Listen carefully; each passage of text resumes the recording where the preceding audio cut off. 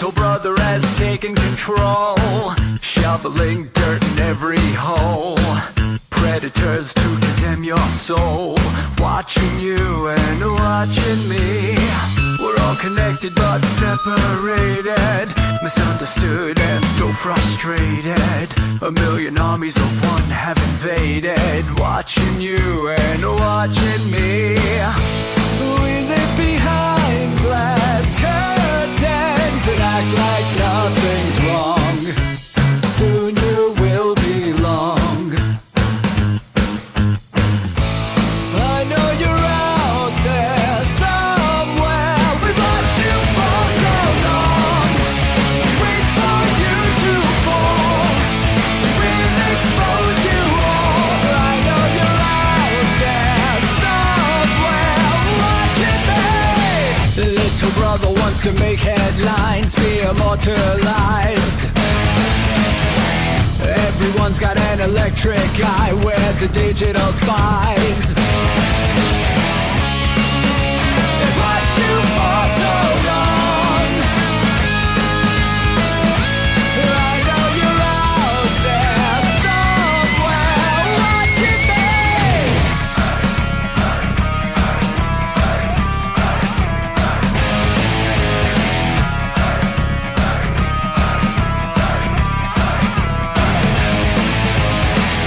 We the people have taken over. We the people are little brother, standing by to dethrone each other, watching you and watching me. Paranoid, the lens is our weapon, desensitized in our lust for attention, democratized by our voyeur obsessions, watching you and watching me. Slaves to perfection, don't let them project you as you are. Feel your every flaw. I know you're out there somewhere. We've watched you for so long. Wait for you to fall. We'll expose you all. I know you're out there somewhere watching me. Little brother wants to make headlines, be immortalized. Everyone's got an electric eye, we're the digital spies. They've watched you for so long. I know you're out there somewhere watching me.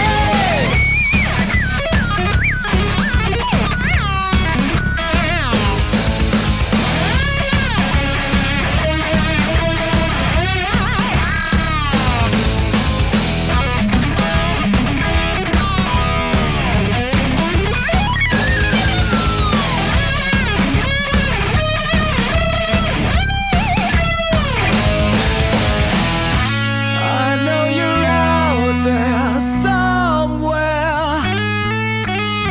This is the new totalitarian state. 1,000 eyes are waiting for you to break. Stay in line, don't make a mistake. We're watching. We watched you for so long. We wait for you to fall. We will expose you all. I know you're out there somewhere watching me.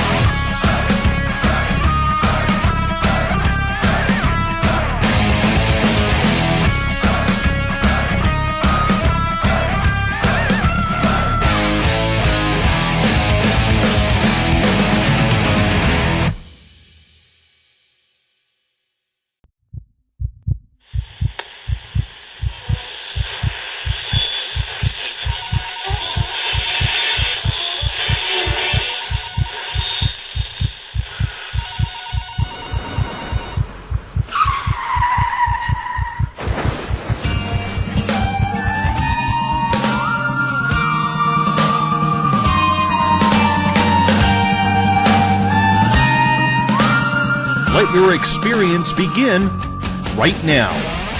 From high atop the mountains of British Columbia to you listening around the world, this is Spaced Out Radio. You can follow us on our website, spacedoutradio.com, on Twitter, @SpacedOutRadio. Give our Facebook page a like, Spaced Out Radio Show. You can follow us on Instagram, Dave Scott, SOR, or on our YouTube channel, Spaced Out Radio Show.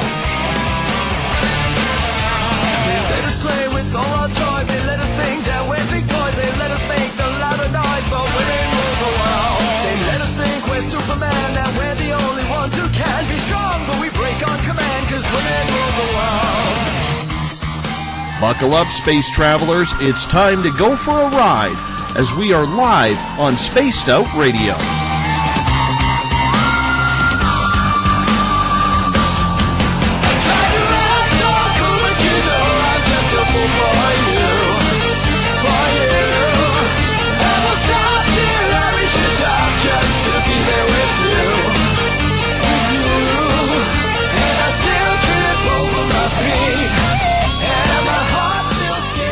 Ignition sequence start. 6, 5, 4, 3, 2, 1. Said the deeper I go, the deeper I fall.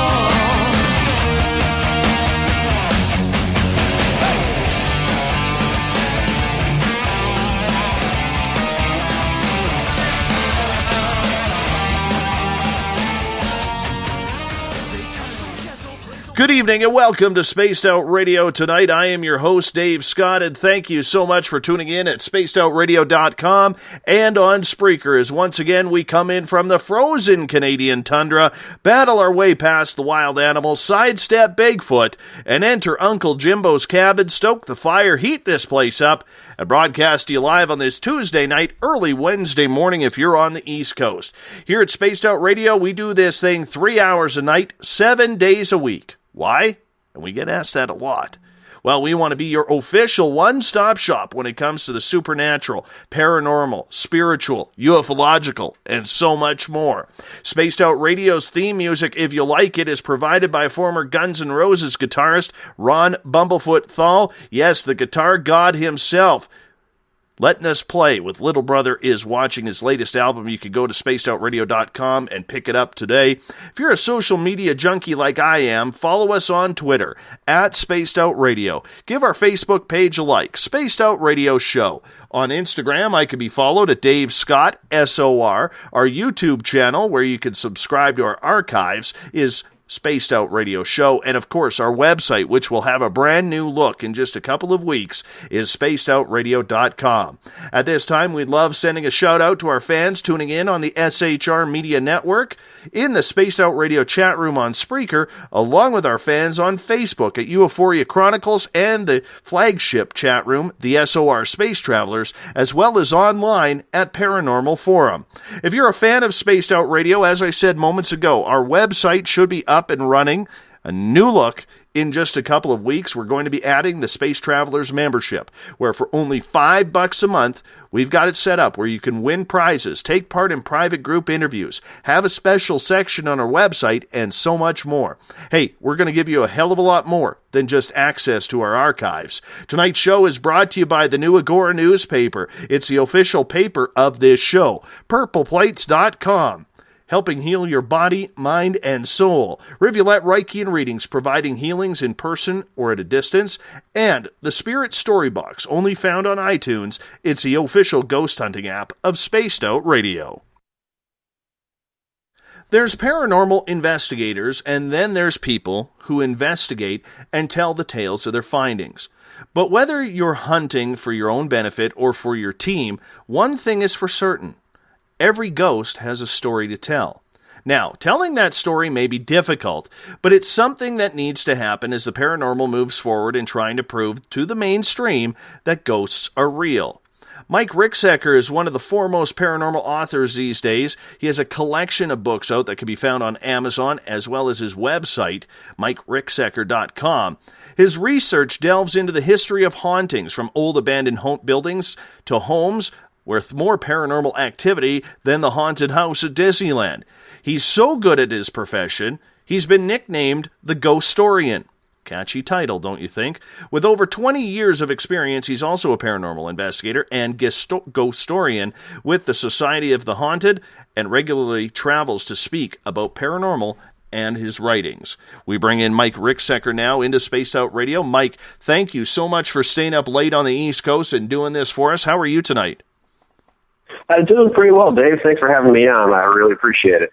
You know what? We always like having some paranormal chat around here. Sometimes with this show, we focus a little bit too much on UFOs and Bigfoot.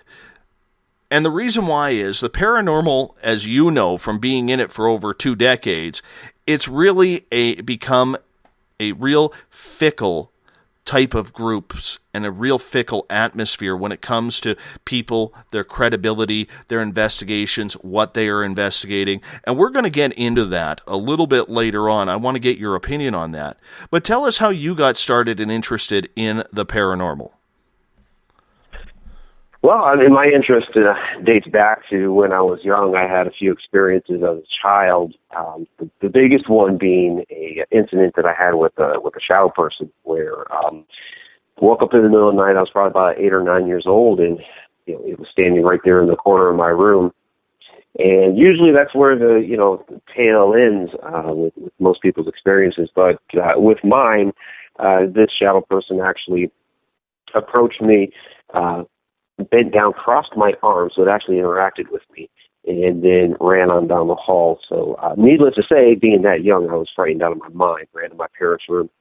And, they proceeded to tell me that it was just a bad dream, but I knew better. And so as the years progressed, my interest in it grew. As far as writing, it's that's something I've been doing since I was in 2nd grade. I also did mysteries was my main thing back then, but I also wrote some paranormal short stories as well. And when I was about 13 years old, I was living in Massachusetts at the time. We moved to Ohio, and my mother gave me a gift, an interesting parting gift for leaving Massachusetts, and that is she gave me the book Yankee Ghost by Hans Holzer, as a more interesting way to remember where I had just lived. And his writings in there just absolutely intrigued me, finding out and knowing that they were true and real stories of the paranormal just fascinated me. My first paranormal investigation was when I was 16 years old, not really knowing what I was doing, of course, but that's just kind of really snowballed since then. It's a field that is ever growing and becoming ever popular due to television. Did you ever think 20 years ago when you look back at it that there would be this many paranormal groups out there, that paranormal TV would be all over the higher channels on your television set, that we'd be seeing YouTube flooded with videos? Did you expect it to explode as big as it has? Well, no, not like this. 20 years ago, it was more, esoteric. People spoke about it in whispers. If you were talking about ghosts, most people thought, you were crazy, or, you just really like Scooby-Doo, something like that. But, really it started taking off, I guess, in the late 90s. I remember when the show Scariest Places on Earth came out, a lot of people became fascinated by that. They used Linda Blair in there, and then I always forget her name. Zelda, I think it's Rubinstein, the woman from the Poltergeist, and I think that really got people talking and a little bit more interested and open about the paranormal. I remember being in some of the chat rooms at the time, and I think the internet had a lot to really propel that as well, because now you started getting people from across the country talking about their different experiences. So you weren't just the couple of oddballs in your town. The internet really brought people together to talk about these experiences. Did your family believe in the paranormal? when you were a child and you had that experience, was it something that was familiar to your family? Because I know when I started having my own personal experiences 4 years ago, and I tried explaining it to some of my family members, I was looked at like I was on some sort of hallucinogen. And of course I wasn't, because the first people you want to talk to is your family and friends about the experience. But we've never had anything like that. My mom coming from a real religious background, my father being extremely agnostic. So how was it for you? It's been very interesting. My sister just straight out says, I don't believe myself. My father will say the same. However, he also has told me about an incident that he had with a shop person in the middle of the night. He woke up and he saw this dark figure walk into the room, and my dad yelled at it for it to get out. It's like, I don't know who you are, but you need to get out of here. And I look at him and I'm like, Dad, that's a ghost story. But he's like, no. It's just, I wasn't bad. It was late at night. I was sleeping. Now, my mother has been a bit more open to it. Like I said, she's the one that bought me Yankee Doodles by Hans Holzer. And she's also purchased books like Ghosts of Williamsburg and things like that. And, of course, they have all my books. So she's remained a little more open to it, although she's still like, I don't know if I believe in all that. But I will say this. I do come from a conservative religious background. My family was Catholic. Well, they still are. I'm not. But so I have my direct family, many aunts, uncles, cousins. They're all very Catholic, and I actually have an aunt who is a nun, and she's actually the mother superior of her convent. And an interesting tale is that this past Christmas was the first time I've been back to the convent this year in, probably like 10 or 15 years. It's been that long, just because I haven't lived in the area for so long. I'm finally back here now. But, so I'm there with all the family, and I wasn't saying anything about it. I was just visiting, hi, how are you, that sort of thing. And one of my aunts mentions, hey, so Mike, tell me about all the ghost books that you've been writing. And we strike up this conversation about ghosts right in the middle of this convent.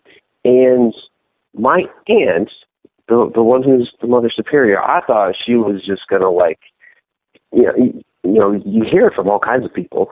I thought she was going to come down and, talk to me about, fire and brimstone and demons and all that stuff. But it was strange. She was actually very interested and curious about what I had to say about ghosts.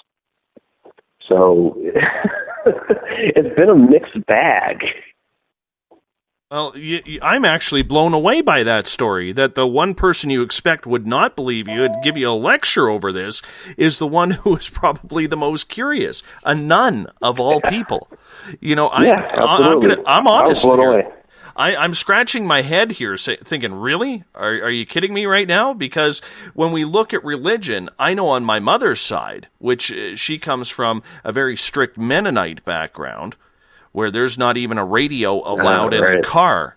You know what I'm saying? You talk to her about spirits, and it's like demons, don't talk about that stuff. It's demons. And she hasn't been part of the church for the better part of 5 decades. But, when it's indoctrinated in you, that you still play that role. You know what I'm saying? So to hear that a nun, who is your aunt, is very interested in what the stories that you're telling, I'm sure she's probably had in the convent and some of the older churches some experiences as well. Oh, I'm sure she has. And she didn't really get into those types of stories. She was, really curious about, the things that I had experienced. And everybody started talking about, some of the local haunts around the Cleveland area, like the Franklin Castle and things like that. So it turned out to be a really interesting conversation to have in that setting. When you look back at it, is it something that you still enjoy doing, Mike? Is it something that is still a passion, or has it become a job for you? Oh no, it's absolutely a passion. It's it's something that when I wake up in the morning, that I'm looking forward to. Okay, what's the next thing I'm going to work on today? I have a lot of different things lined up. It's been a passion for a long time and continues to be, and I see myself speeding up and not slowing down. Are you finding it harder and harder to find topics to write about in regards to the paranormal because there are so many people now involved and everybody is looking for that television show? Everybody is looking for that one haunted place to write about. And let's face it, with the addition of social media, everybody has become a television broadcaster, radio host, and author. Well, and that's true. And in fact, I have my own video production and publishing company with Haunted Road Media. So it's something that I've branched out into as well. And I've been bringing on a number of different writers and letting them share their experiences through the written word. I think there has been a bit of a the over saturation in some regards. With what I do with Haunted Road Media is I try to make sure that we put out a quality piece of work. But with things like Amazon's Create Space and a lot of different ways that you can be self-published these days, it's kind of a give and take. It's like a service like that, you're like, oh, great, now anybody can be published. You don't have to worry about all the agents and red tape and having to go through the slush pile at a big publishing house. Now we can actually get your work out there. That's fantastic. However, it also means that anybody can be published. So there's a lot of really poor work out there too, which is kind of a shame. But in any case, it's. Yeah, I understand what you're asking. With everybody's trying to get out there, but there's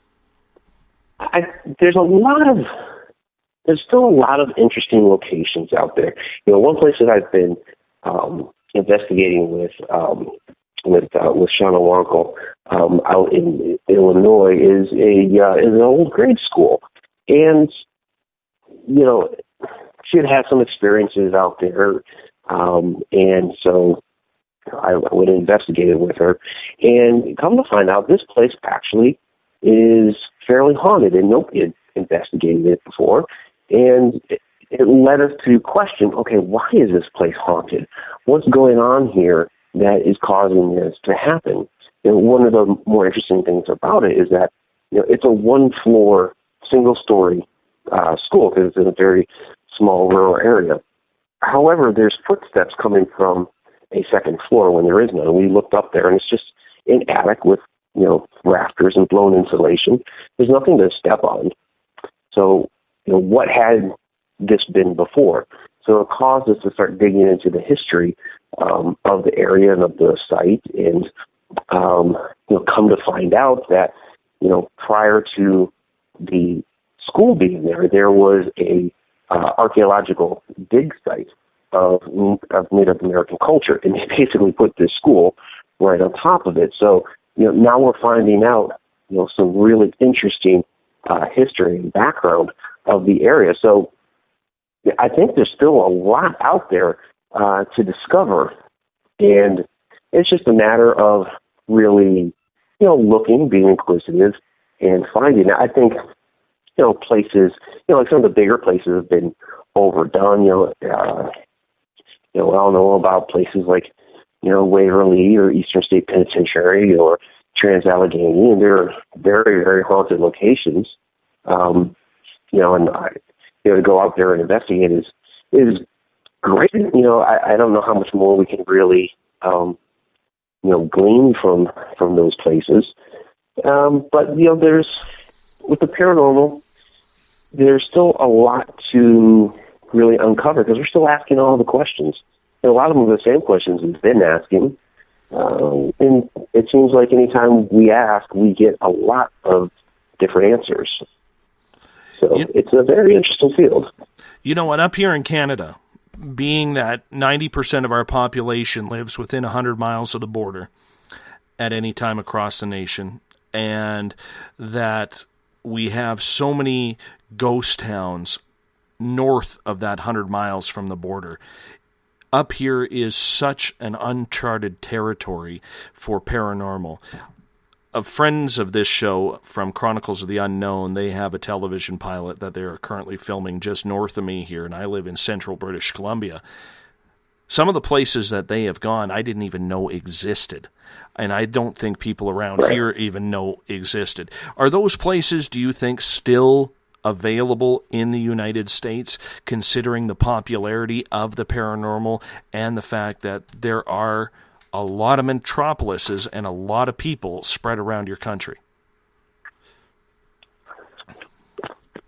There are a lot of places still to discover in America, and people just don't really realize it. Yeah, there's a lot of areas that are a growing metropolis. You have urban sprawl, but I've been to some locations that I'd challenge people to try to find. I lived out in Oklahoma for 3 years. And when I first moved there, one of my thoughts was that, well, I'm right in the middle of the country. I can go anywhere equally, which is true. However, it takes like 8 hours to get anywhere. I was in the Oklahoma City area, and that's basically like an island unto itself. Tulsa's also up there, but it's a few hours away, a little bit smaller. But once you get outside the city, there is just nothing. But there are all kinds of little ghost towns all over the place that, they maybe once been a pioneer town or an old oil town that, had a big boom and then it just disappeared. And there was an investigation that we were doing out there. Trying to remember the town. It might have been, it wasn't Seminole, it might have been, I think it's Salina. In any case, we stopped by a library on the way there that was relatively local to the area. And we were trying to find, we had heard about the investigation that we were doing, the house had once been a church that had been moved from another neighboring town some miles down the road. And so we were trying to find some history on this church because we had heard that a pastor at this church had hung himself there. And so we wanted to see if we could find out any additional information other than just the legend and the story of that. So we went to the library. And in trying to dig up information about this church, and the name of the town that it was from was called Retrop, which is Porter backwards, because there had already been a town named Porter, and the post offices were getting confused. And it was a ghost town. I have some pictures, I think, up on Facebook of it. These houses just totally, blown out. There's almost nothing. There's a couple houses there still left, but it's almost gone. But you have this legend that comes from there. And then reading through the information that the library had, we found a collection of letters that had been compiled in the 1920s from people that were considered pioneers of the area. They were just asked to share their experiences of coming out into Oklahoma and what their life was like. And going through those letters, you're reading about towns that no longer exist. I mean, you couldn't even find records of them anywhere except for this letter, and you kind of hope for a little bit of a description. You read different things about. There was a saloon that was set up, and there was some shooting, and they buried this guy over the hill, and all kinds of those crazy frontier stories. But the challenge becomes, where was this saloon? Because that town doesn't exist, and just going back through old maps and old records, I can't even find it in the older records. So, but it happened; it existed because there is a bit of a record of it. And so you start looking for clues, and it becomes a big mystery, a big puzzle that you're trying to solve. So there are those places still out there and they may just be around the corner from you. I mean, the one that I was just talking about in Campbellsville. I mean, that's not too far from St. Louis. It's there between if I'm right on the Illinois River, it's not too far from the Mississippi. So there are places out there to explore and discover. Mike, I'm going to get you to hold on here as we're going to hop out for our first break of the night. Our guest tonight on Spaced Out Radio is author and Ghostorian. I love that nickname, and we're going to get to that right after the break.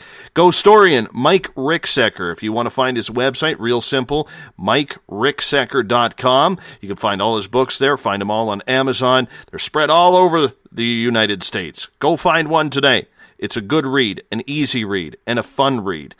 You're listening to Spaced Out Radio. I am your host, Dave Scott. We'll be back after this break. Would you like to become one of our space travelers? All you have to do is click on the Space Travelers icon at spacedoutradio.com. For only $5 a month, you can get access to some great prizes, as well as private monthly shows, newsletters, and a members-only section on our website. Become a space traveler today. Hi there. This is your medium, Joanna, from Spaced Out Weekend, 2 Mediums and a Large. I would love it if you would come and join us with host James Tyson every other Sunday on Spaced Out Weekend. Together, we will take your calls and your questions live. Our goal is to provide you with a positive outlook on deep questions that you may have. Questions regarding love, relationships, money, or whatever else is on your mind. Come and check us out at spacedoutradio.com. Every Saturday and Sunday night, as Dave Scott wanders aimlessly in the wilderness, you can come hang out with me, James Tyson, in Spaced Out Weekend. Starting at 9 p.m. Pacific, midnight Eastern, I'll take you along as we talk with some of the best experts in their fields. SpacedOutRadio.com is the place to find us. So sit down, relax, put your feet up. Enjoy the topics like the paranormal, supernatural, intuitiveness, and so much more. Hope to see you there. Hey everybody, this is Patrick Webster Small, and I'm here to bring you the Webster Phenomena every Saturday night, live at 8 p.m. Pacific, 11 p.m. Eastern.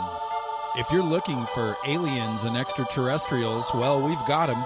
Big and tall, short and small. You're bound to find what you're looking for, so join me on the Webster Phenomena right here on Spaced Out Radio.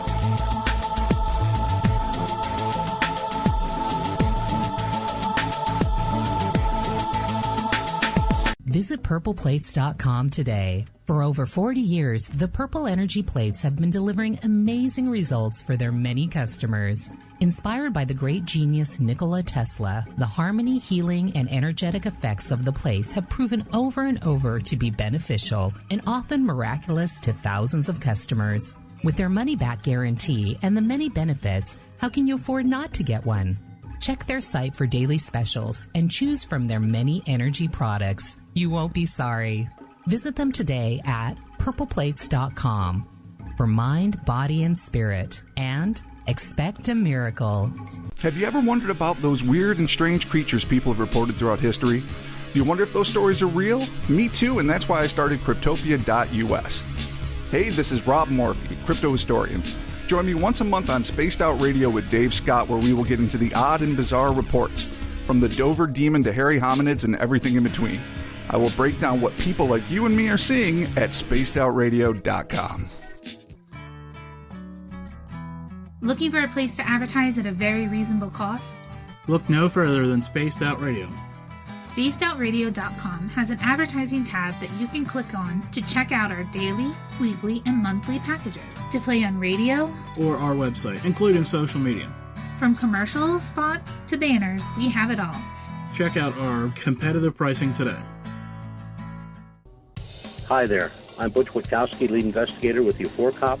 On the final Monday of every month, you can listen to me and host Dave Scott on Spaced Out Radio's Strange Days. We're going to get to the heart of the matter when it comes to what's happening out there. People are seeing and experiencing things from ET contact to Bigfoot, and I want to hear about it. Your experiences are what we investigators need to help solve these unknown mysteries. So tune in at spacedoutradio.com to the final Monday of every month from Butch Witkowski's Strange Days.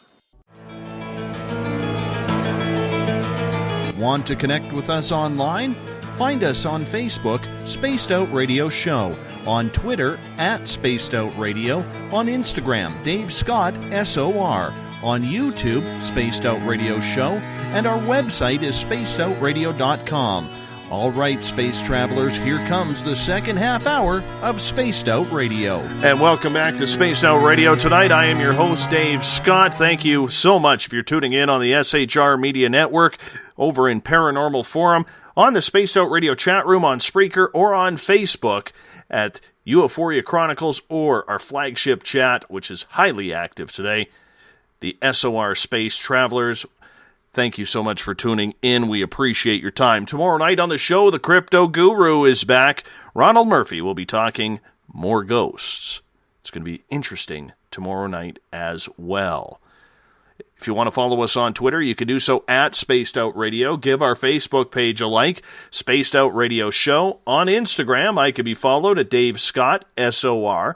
Our YouTube channel is Spaced Out Radio Show. Subscribe to that, so that way you can check out all of our archives. And our website, which will have a new look in just 2 weeks' time, is spacedoutradio.com. Tonight we are talking paranormal with the Ghostorian himself, Mike Ricksecker. His website, MikeRicksecker.com. You can find all of his books there on Amazon or any major bookstore. Mike, thank you so much for joining us. Really appreciate you taking the time to talk some paranormal with us. And again, thank you for having me on the show. I really appreciate it. How did you get the name Ghostorian?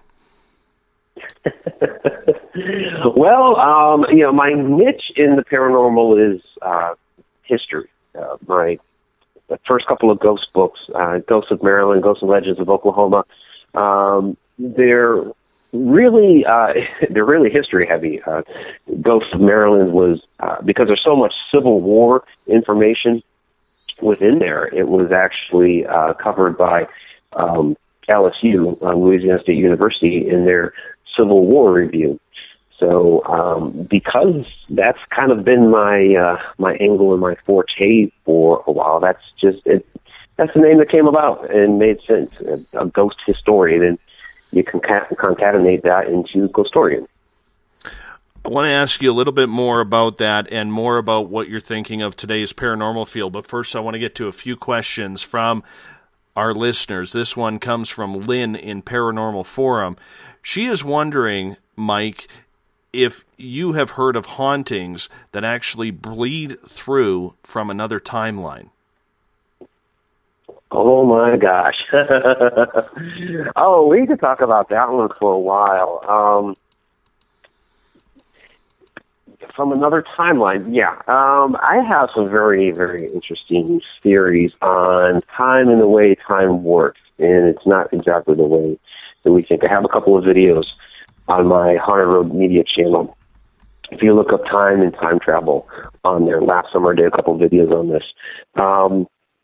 You hear some different stories sometimes of people who experience a haunting, and maybe they see an apparition, or maybe even like an entire city, and the spirits or ghosts that they see look at them and respond to them as if the humans, the people, are actually the ghosts. Kind of like the movie The Others. And actually, Andrea Perron has a great example of this in her books, House of Light, House of Darkness. That's basically the real story of the Conjuring movie. And it's really, really quite interesting because it makes you wonder, okay, if I'm, experiencing this apparition right now, but they're experiencing me as an apparition, what exactly does that mean? It's like two different times are, like the question was stated, are like bleeding into each other. They're crossing over. So, it's a cross-dimension type thing, maybe. I kind of look at it as time, instead of, going in a river because that's the way we've been taught, river of time. And our mind as a human has a hard time thinking outside of that, because it's the way that we've experienced our life. And you kind of have to go through a lot of different theories about dimensions and how you look at them from one perspective to another. So, like, we are in what would be the fourth dimension, time, and we look at everything from three-dimensional on down. One dimension is a line, two dimensions is a plane, then a three-dimensional object. Fourth is time. You would have to be in the fifth dimension to be able to look at time like the way we look at something that's in three dimensions. So how do you do something like that? I think the movie Interstellar tried to address that, and they used a tesseract to kind of explain that. And I don't know if a tesseract is really the right way to look at it. Maybe. I kind of looked at it as instead of a river of time, in a line like that, maybe just flip that thing straight up and down and look at it as, a line up and down. So, you could go anywhere up and down on this line in a specific location. So the house I'm standing in now, whatever was here, 100 years ago, 200 years ago, is still here, depending on which way you go up and down the line. It's a theory that I've been working on for a number of years, and there's a lot that I still have to kind of research and try to experiment with it. So it's not fully fleshed out, but it's some ideas I've been working with for a while. Have you ever ran into an interdimensional being or a different timeline being? And I ask that. That, Mike, because I'm someone who never remembers my dream. And I remember one night, this is going back about a year and a half, 2 years ago, before I started this show, right in the midst of when all of my own strange experiences were happening. And I actually had a dream one night where I met myself from a parallel universe.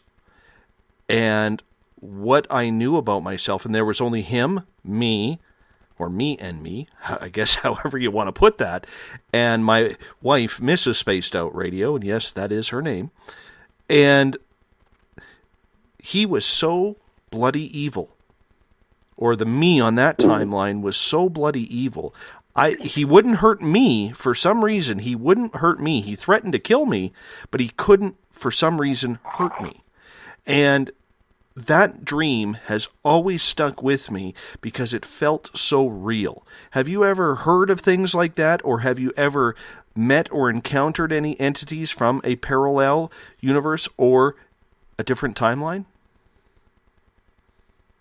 Well, I'm of the camp that shadow people are most likely interdimensional beings. Now, there's not a way to really prove it until we sit down with a shadow person and question them about that. But and I have had interactions with shadow people before. I described one earlier, and I've had a number of others, especially since I started paranormal investigating.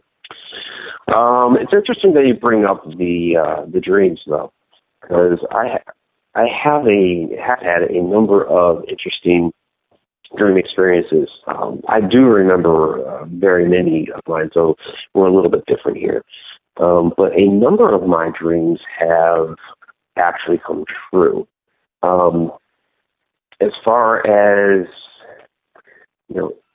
interacting with myself from a different time, possibly, and not necessarily interacting with myself from a different time, but being myself from a different time. I had this dream one time.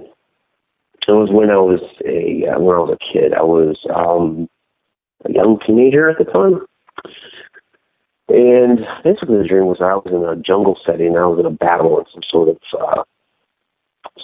of war. And another soldier, the enemy, approached me, put a a pistol, right against my forehead and pulled the trigger. So basically I died in this dream, point blank range. What I saw directly after the shot was a myriad of assorted colors. And that went on for, I don't know, maybe 20, 30 seconds, something like that. I don't know. And when those colors faded away, I was back in the jungle, seemingly alive, but nobody was there anymore. The battle had left, gone, moved on. There weren't really even any signs of a battle. I had told that story to a friend of mine. I was probably about 18 years old. I was just out of high school. And the rest of it, we were at this guy approached me over here. The conversation was like, I don't usually do this, but I was very intrigued by your dream. Here's my phone number. I was a kid at the time. I was kind of scared to contact him, but being an adult now, I'm also intrigued by that dream. And I seem to wonder if I was born in 1974, so you're talking during the Vietnam War.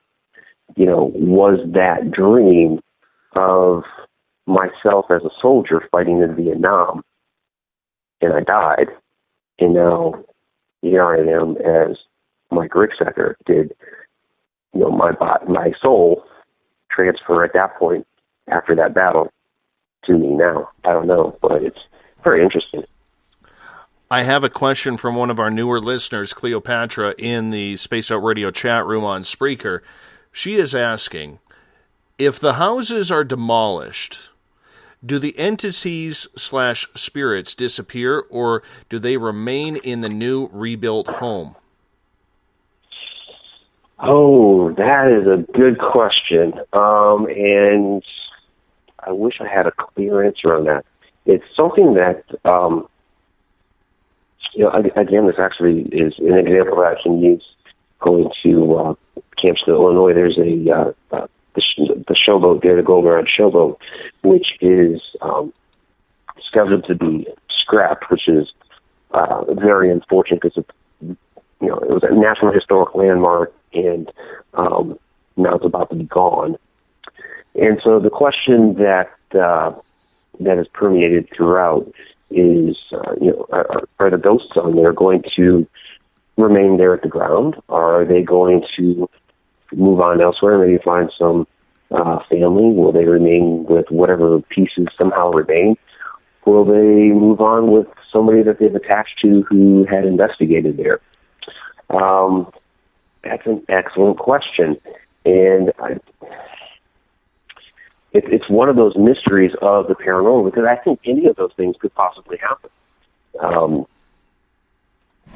I think that, sure, the spirit could remain with the ground there. This is the spot where their home was. The land is still there. It may be a residual haunt anyway, and they, whatever's there is just, kicking off at, whatever makes it, occur. Or maybe there's an object that the spirit attaches to, and they leave with the object. I think any of those are possible. It kind of is dependent upon the spirit and how they react to the situation. See, I wonder about that too, because up near Vancouver, about a half an hour outside of Vancouver, a number of years ago, was the most heinous serial killers in the world, and his name was Robert Pickton. And this gentleman was absolutely so heinous that when he murdered his prostitute victims over a number of years, so police wouldn't find the bodies, he actually put the bodies through a wood chipper. And they had a bunch of acreage there, and there are many women that they know he has killed that have never been found, because what happened was, over the years, because of the property value, they built subdivisions. They sold off the property and built subdivisions. And now you can't tear up, a few $1 million worth of subdivision homes in order to extract DNA evidence or whatever they can find. So I've always wondered, since I started this show and got really into the paranormal, are there hauntings in those houses from these young ladies who were brutally attacked, brutally murdered? And, it ties right into that question. Is it the ground that's haunted, or is it the building that is haunted? And that's one of the questions that we may never know the answer to.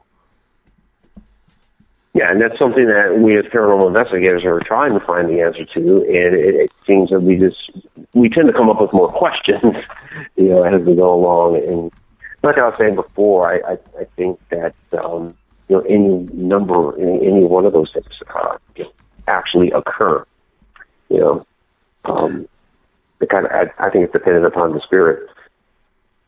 Mm-hmm. And what they personally attach to. Right. Eric has a follow-up question. Do you think the removal of the home can remove the ties to that place?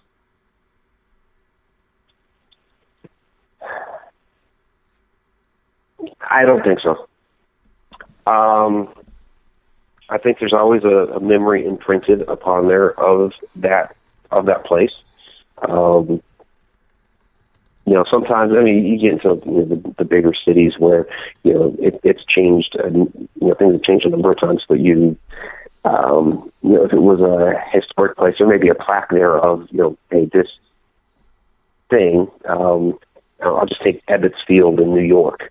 There's a plaque there in the middle of this neighborhood saying, hey, Ebbets Field was, once on this spot. So, it's immortalized, to us physically there, but even if it wasn't like that, I think the energy of it is still going to remain to some degree. And also, if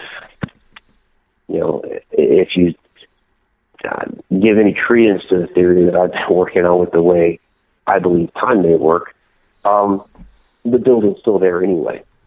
You just can't see it because it's on another place on the line, somewhere below you, or however you want to kind of physically see that with your mind's eye. It's actually there, and there's some rift in time or some rift in the dimensions to be able to access it that we're just not quite certain how to access that. I want to get a question in from one of our newest listeners to the SOR Space Travelers room on Facebook. This comes from Shanna.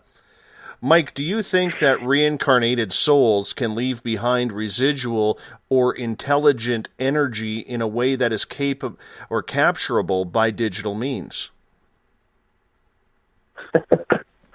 Wow, Shauna, that was a pretty well thought out question. Well, I believe that's what we're trying to do as paranormal investigators. We are trying to use digital devices to try to capture that energy and understand what those entities are and how they're trying to communicate with us. I don't know if she's actually meaning to capture it as in Ghostbusters, try to capture it. But I think I'm understanding the question is that to be able to capture as far as communicating.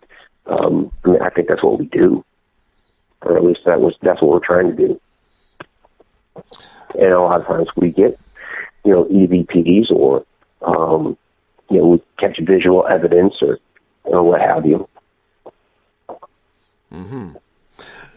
Do you like the way the paranormal has gone, where it's so sophisticated these days, from apps on your smartphone to laser grid technology to infrared cameras? Do you like all that technology, or do you like it when it was still old school, where you really had to use your senses, maybe a K2 meter, maybe a psychic with you? What do you prefer, back then or today? My favorite tool is myself. I will definitely say that. I'm a bit mixed in the sense that there's some modern technology that I like and I think is useful. I think there's a lot of it that's extraneous. So I do tend to more prefer the old school methods. I think there's some tools out there that are helpful. A lot of the apps that are on there, like you get to your phone and things like that, I think we're kind of overdoing it there. I think we're losing touch with what our original theories on spiritual energy have been. So I mean, my toolkit is, I bring a digital camera, a video camera. I have an audio recorder. I do have a K2 meter, a Mel meter, which I'll sometimes use.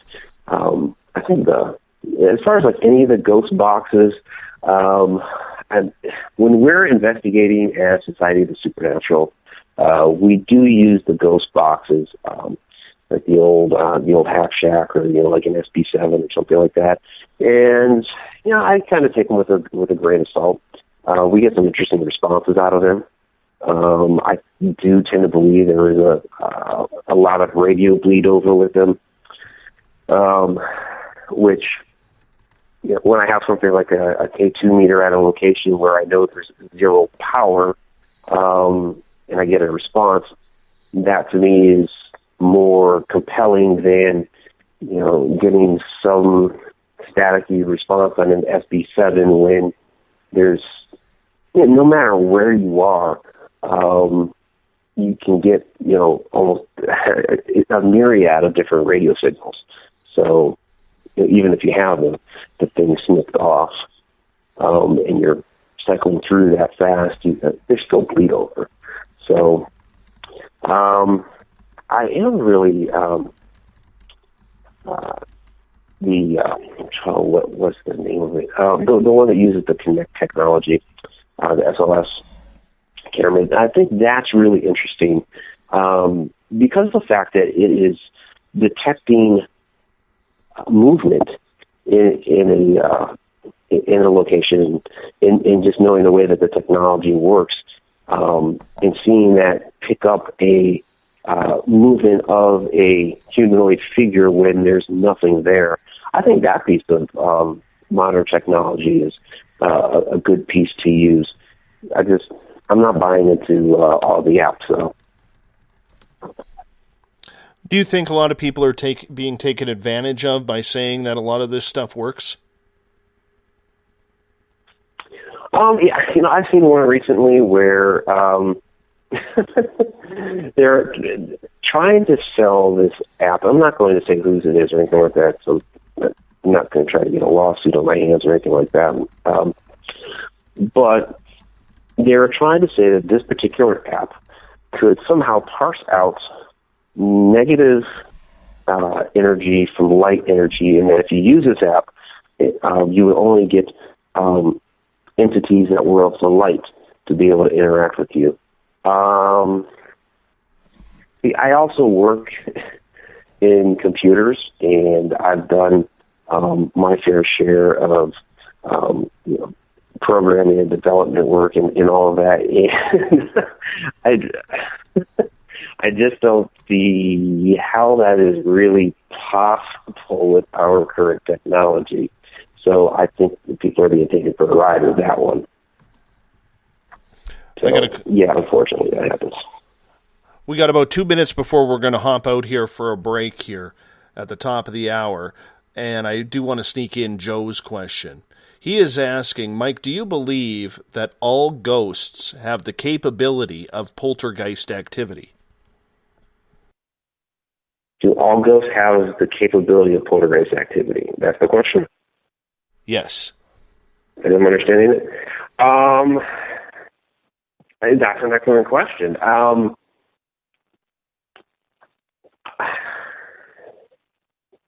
would have to say, I'm going to have to say not all, because we don't understand why, some hauntings are intelligent, others are just residual. Obviously, a residual haunt is not going to be poltergeist activity, and if it suddenly becomes intelligent, then it wasn't residual. So, I think intelligent haunts could certainly, produce poltergeist activity. Residual ones, no. Awesome. Mike, I'm going to get you to hold on here. We are going to take a break at the top of the hour right here on Spaced Out Radio. Mike Ricksecker is our guest. His website, MikeRicksecker.com. You can check out all of his paranormal books spread across from stories right across the United States. Great reads. I highly suggest you pick them up. You can find them on his website, MikeRicksecker.com, Amazon, major bookstores, even the minor ones. They're probably hidden in there as well. Pick one up today. I do want to remind people, if you're listening in on the SOR Space Travelers chat room, Bill Cardwell has set the password for tonight. It is empiricism. Empiricism is the password for tonight in the SOR Space Travelers. You're listening to Spaced Out Radio. I am your host, Dave Scott. We'll be back after this break.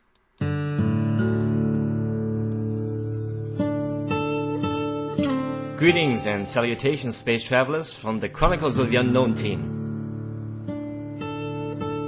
What is Chronicles of the Unknown? I keep hearing about this thing. It's a new paranormal reality TV show based right here in beautiful British Columbia, Canada. Follow our team as we uncover claims of activity on the Caribou Gold Rush Trail. You can also follow us here every third Monday, where 2 members of our team will be available to answer your questions. We'll give you some equipment updates and some of our experiences on the road, right here on Spaced Out Radio on the Spreaker.com network.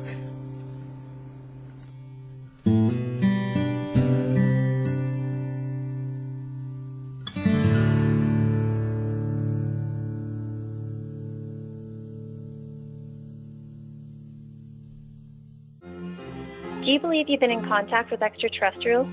Have you seen the Greys, the Mantis, or the Reptilians?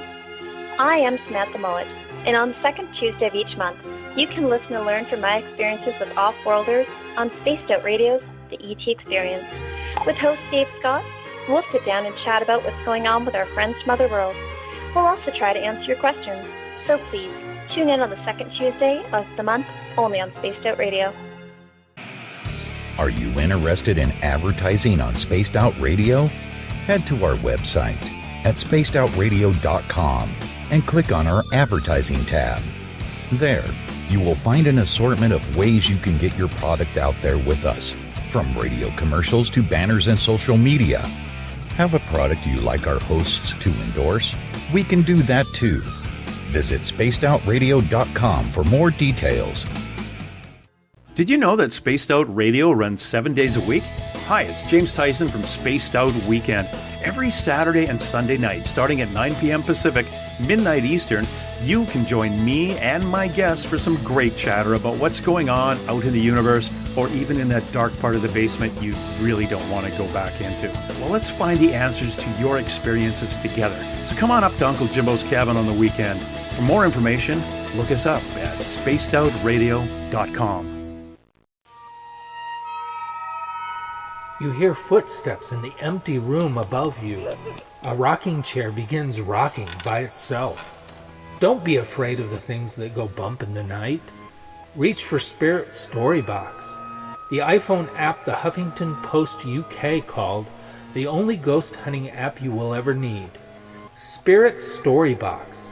The spirits are telling their stories. Are you listening? Attention Spaced Out Radio listeners. For only $5 a month, you can join Spaced Out Radio Space Travelers. Your membership at spacedoutradio.com will give you access to private fan area on the website, get you a monthly newsletter, draws for monthly swag, and a whole lot more. Sign up today to become a part of the Spaced Out Radio experience. Right here, this is where we divulge the fruit of our research. Here on the Webster Phenomena every Saturday night at 8 p.m. Pacific, 11 p.m. Eastern on Spaced Out Radio. And we give it up to you guys, all the listeners, and the live listeners usually get something special and hang out in the chat room. And we love to have you. So we'll see you every Saturday night at 8 p.m. You know where. If you're a fan of social media, you can follow Spaced Out Radio on Twitter at Spaced Out Radio. Give our Facebook page a like, Spaced Out Radio Show. You can also follow us on Instagram, Dave Scott, SOR. Our YouTube channel, where our archives are stored, is Spaced Out Radio Show. And of course, our website is spacedoutradio.com. Welcome back to Spaced Out Radio tonight. I am your host, Dave Scott. Thank you so much for tuning in. If you're listening in on the SHR Media Network, over on Paranormal Forum, on the Spaced Out Radio chat room, on Spreaker, as well as on Facebook at UFOria Chronicles and our flagship SOR Space Travelers. Good to have you with us. Remember, Bill Cardwell's password for tonight is empiricism. We do a password every night. I don't know what it means, but it's a lot of fun. I do want to remind our listeners, on Friday night, this Friday, we are not going to have a broadcast. A very good friend of mine lost her mom yesterday to cancer, and we're going to be out of town at a funeral for her mother, so there will be no broadcast this Friday night. I just want to remind all of you. Tomorrow night, the crypto guru is back, Ronald Murphy, as we will be sticking with the paranormal, talking about eastern United States ghosts. He's from Pennsylvania, so I'm sure there will be a lot of interesting stories there. Reminder, you can follow us on Twitter at Spaced Out Radio. Give our Facebook page a like, Spaced Out Radio Show. On Instagram, I can be followed at Dave Scott, SOR. Our YouTube channel is Spaced Out Radio Show. That's where we put our archives. You can subscribe to that channel to listen in. And our website, which will have a new look very, very soon, is spacedoutradio.com. Our guest tonight is the Ghostorian, Mike Ricksecker. His website, MikeRicksecker.com. You can find any of his books on his website regarding the paranormal, or you can go to any major bookstore or Amazon to find them. Mike, thank you so much for joining us. Well, again, thanks for having me on, Dave. I'm really enjoying myself this evening. You have some great listeners, fantastic chat going on. They're really talking it up. Yeah, you know what? They are very passionate, and they are very, very brilliant. I don't know what I did to deserve such intelligent listeners, but when they're on their game, man, do they really participate. And that goes for the all three chat rooms that follow us on Spreaker, as well as Paranormal Forum, and on Facebook. It makes for a real interesting time when we can add in, our listeners' opinions, because they're the reason why we do this in the end. I mean, you're in media, you know that. Oh, absolutely. So, I want to get into a little bit, before we start getting into your books here, because you will be with us for the entire show. When it comes to the paranormal, and you've seen the expansiveness of everything that is going on, much like we talked in the first half hour, do you like it? Or do you think it's just a little too much because there's too many groups doing the same thing and nobody's really out for the learning aspect anymore? A lot of these groups are out for their own benefit. What do you think? Yeah, I think that the ones that are out for their own benefit, they come and go for the most part. I mean, there's a few that actually end up making it, but eventually they fall off anyway. They might get a show that lasts a season or something. Check back, 10, 15, 20 years later and see where they are.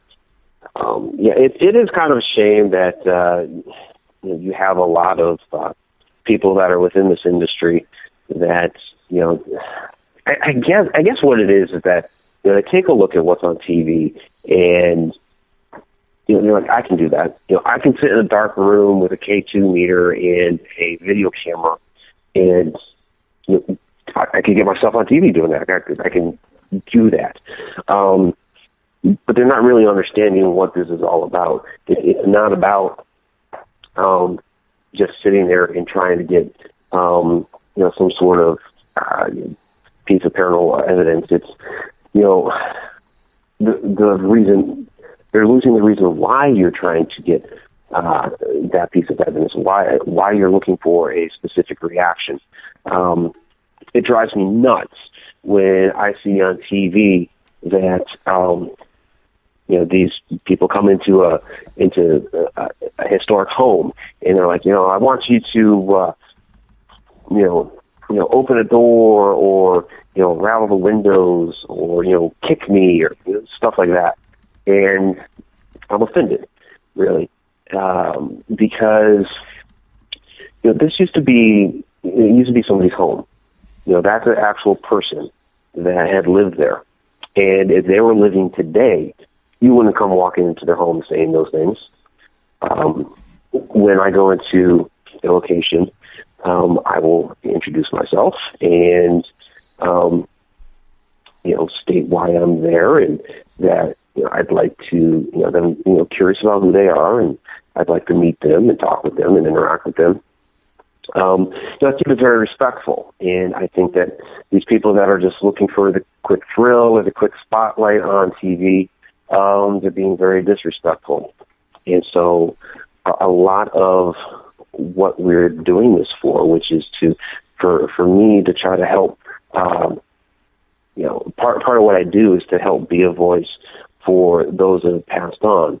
And a lot of my research, I've done up, stories that were lost to time about people that were just completely forgotten about, whether it was, a good life or a tragic life.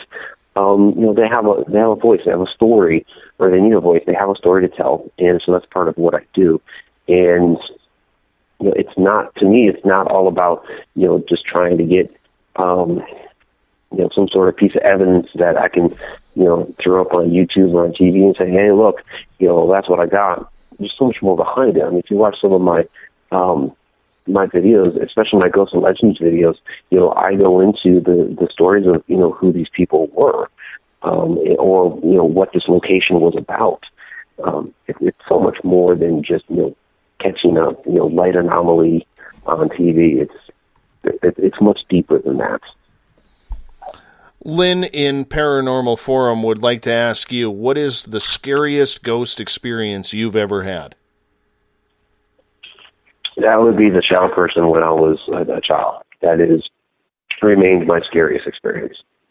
When I investigate, I haven't really been scared by too much. I've had some crazy situations. And probably the closest that comes to really being spooked was an incident that I had last fall. Because I just wasn't prepared for it. I wasn't going to this location to do any sort of investigating. I hadn't really realized it was haunted. I was there for something completely different. And in the midst of everything that was going on, it was something personal was going on with a friend. And in the midst of all this going on, it's like all of a sudden these, I look back at the shadow people, they were approaching the SUV that we were parked in behind this abandoned house. And I wasn't prepared for it. And so that one kind of spooked me a little bit there. Not as bad as the one when I was a child, because these didn't actually physically touch me and interact with me. It was just, you could see them darting in the trees, and they were approaching the car, and I was like, okay. And the entire situation got very, very dark and heavy. It was like, we need to go. I wasn't prepared to deal with it at that time. So those really only been the two incidents that have really kind of affected me like that in a negative way. Do you think people take too many chances in the paranormal field that are unnecessary? What do you mean by? Well, we see like physically crazy. Well, I will say yes. I had a friend of a friend. It was at the old Kitchen Lake Bridge in the Oklahoma City area, and it's purportedly haunted, and it's most of it is gone. There's from each side of the span, there's pieces of the bridge that kind of stick out from the sides, and she got up there trying to get out onto the edge of this beam, and she fell, and she ended up paralyzed. So from that perspective, that was a really dumb chance to take, and unfortunately she had seriously hurt. It is scary, and it can be very dangerous at times, especially when you go into these older buildings. Do you prefer going into the older structures, or do you prefer like a nature-type haunt, maybe a forest, or maybe something along the lines of Gettysburg or a cemetery? What do you prefer? Oh, I like it all. Yeah, I mean, Gettysburg's been fascinating. I've been up there a number of times. I think Gettysburg is one that it does get kind of overdone because everybody's been there. But there are a lot of fascinating things that happen up there. There is that really heavy energy there. There's times where you do hear that gunfire when there's like no reenactments or anything going on. You can see flashes of cannon fire. You hear all kinds of stories about people who have seen the apparitions of soldiers in formation and things like that when, again, there's no reenactments going on. The cemeteries are very interesting. A lot of people try to say, well, people don't stick around with their bodies. There's not really paranormal activity that goes on at cemeteries, but I disagree. I've witnessed a number of different things at cemeteries. I think you get a different type of activity there. I've experienced a couple of different things there. One is like at night. Usually, what I experience are again shadows, but they're different types of ones. Like I've always related to more of like almost like a shadow cat that I've seen like lurking around the ground. Maybe it's something else, but that's kind of the way I've experienced it. But a lot of times during the day, and it's even happen at night too.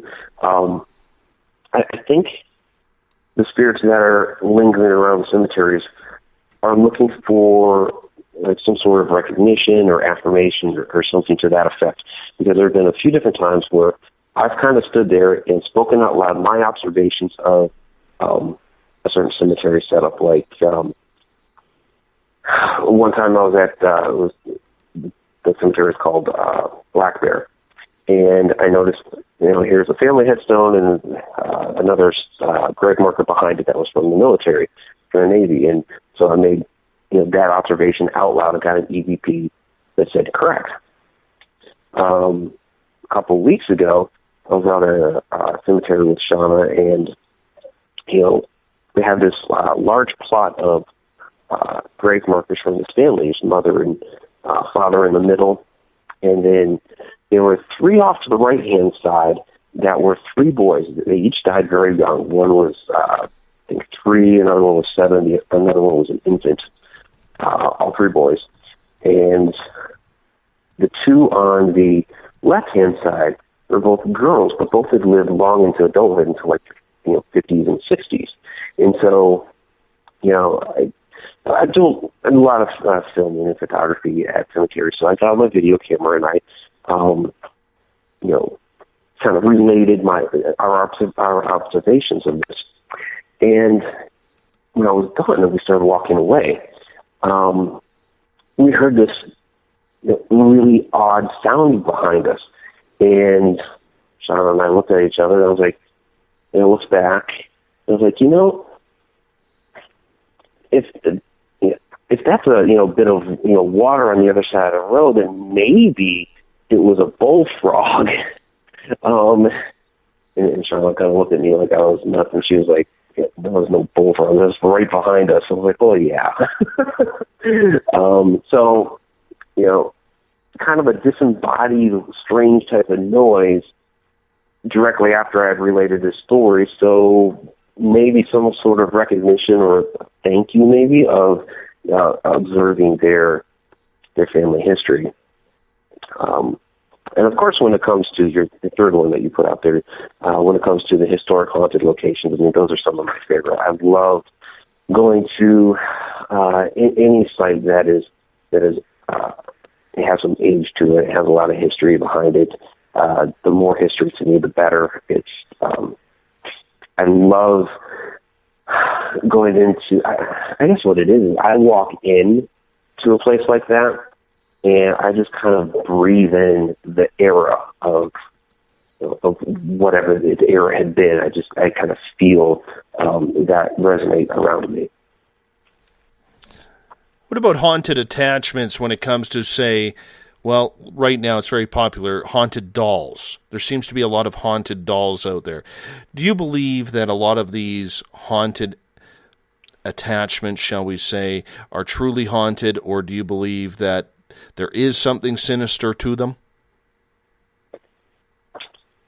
I think it's a bit of a mixed bag. I think there are a number of haunted dolls that are legitimate, and I think there's also a number of purported haunted dolls that are just, they're creepy looking. They've aged, and they haven't aged very well, and so they look kind of creepy. You know, we look at those faces, and, you know, we're human. We're looking at the representation of a human figure that has disintegrated. And as a doll, it's also something that's young. So we're seeing this picture of innocence that has disintegrated. So, yeah, I think some dolls are definitely legit, but others, I think they're just creepy, and we're creeping ourselves out by them.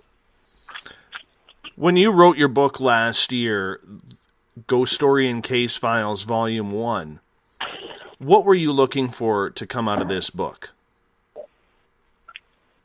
Okay, this book, the first few stories in it, I had originally released as little individual ebooks. And I was just trying to get an idea if it was going to be a type of story that people were going to like. And it was a different style writing that I was trying out. What would it be like if somebody had opened up my file cabinet and started reading through my case files? How would they react to just basically the facts of a haunting? Now, Ghostorian Case Files it is a mix because they are they're fictional tales, but they're based on real histories and legends. So you're getting a lot of true information out of there, but there's another story that's kind of wrapped around it. It's to kind of tell that. And so it was an experiment with the style of writing that it's it's kind of hit or miss. Some people have really loved it, and others are just like, it's not for me. But I think really what I was trying to do with it was to get people to look at it as, instead of just going to a location and, we're going to try to get some EVPs and, we're going to take some video, try to expand that and try to dig into, the history and something deeper about the case. I have within there as examples, researching ancient texts. The first one that I have there, Inscription of Evil Times. I incorporate a lot of different things. One, I incorporated Ghost Town. So you see them, how someone would research a ghost town and going into old journals, going into old stories and backgrounds of a particular town that is no longer existent. And within there, I took a tablet from ancient times, and I basically placed it right smack in the middle of Iowa. This tablet was never found in Iowa. That was my storytelling. But the tablet itself and the descriptions that are on this tablet happen to be true. It does exist. It's in Istanbul. So it causes somebody, and I have it in there with the way I've written it, it causes somebody to actually research, okay, what are these texts? What does it mean? How does it relate to what happened in this town? And so I have my character, my Ghostorian, also go into the research of different ancient texts And so I'm trying to get people to look at it as, it's just not about things that go bump in the night. There's so many different other aspects and facets that you can include and find and incorporate.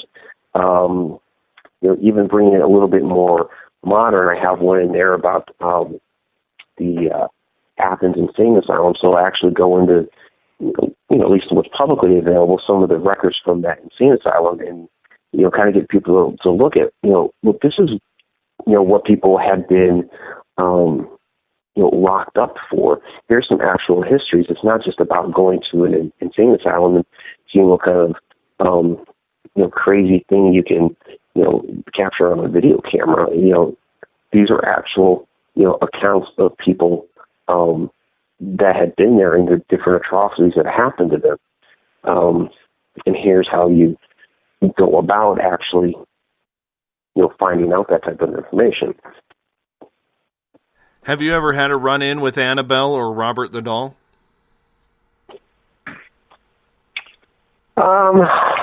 No, I have not been to visit either. I have friends that have gone to see Annabelle.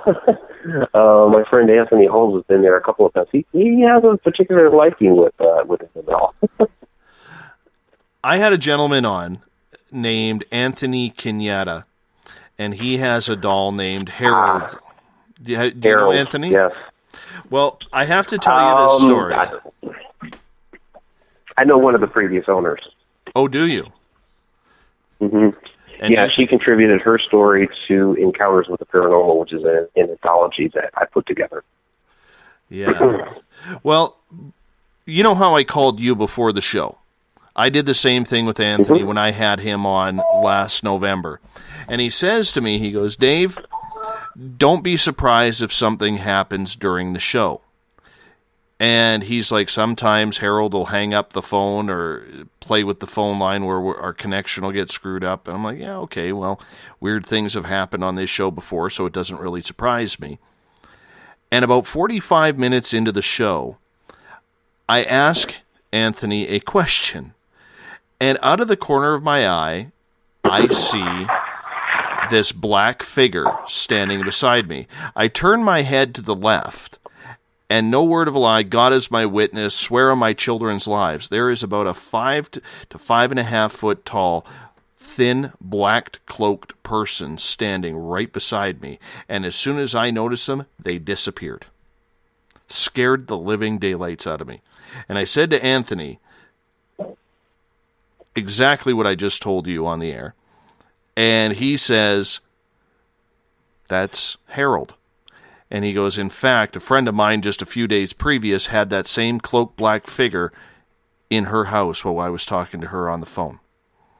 So that thing scares the living hell out of me. Yeah, I do believe Harold's story. I do believe Harold is a haunted doll. I've heard too many accounts similar to yours about that particular doll. Yeah, that one's just badass. Eric in the SOR Space Travelers room would like to ask you, when you go out on an investigation, Mike, what kind of protection do you use before you enter an investigation, if any at all?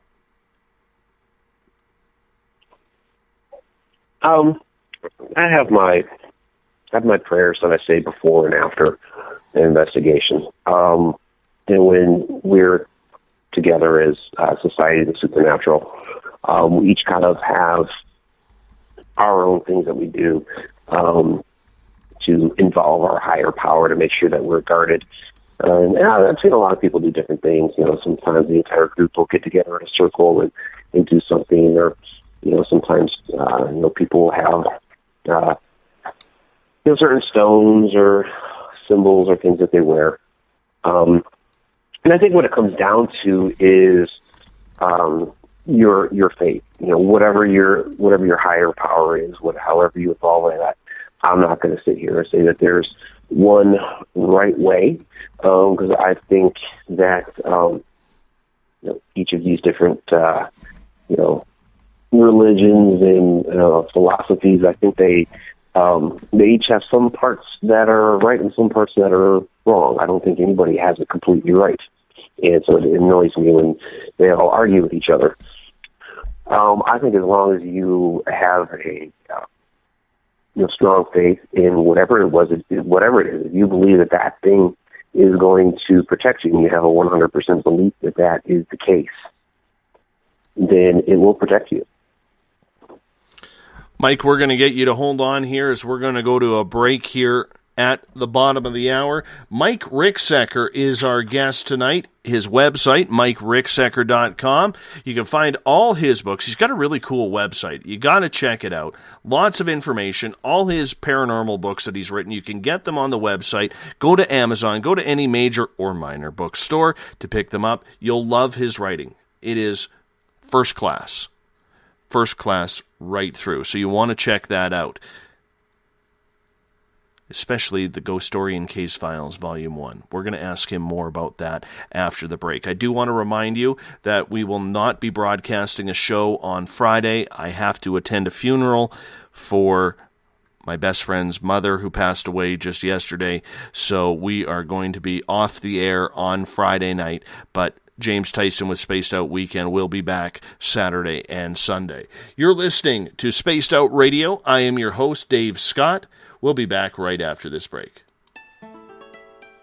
Have you ever had an extraterrestrial experience? One you just couldn't explain? Well, maybe I can help. Hello, I am Samantha Mullet. On the second Tuesday of each month, I will join Dave Scott on Spaced Out Radio to bring a human aspect to ET contact.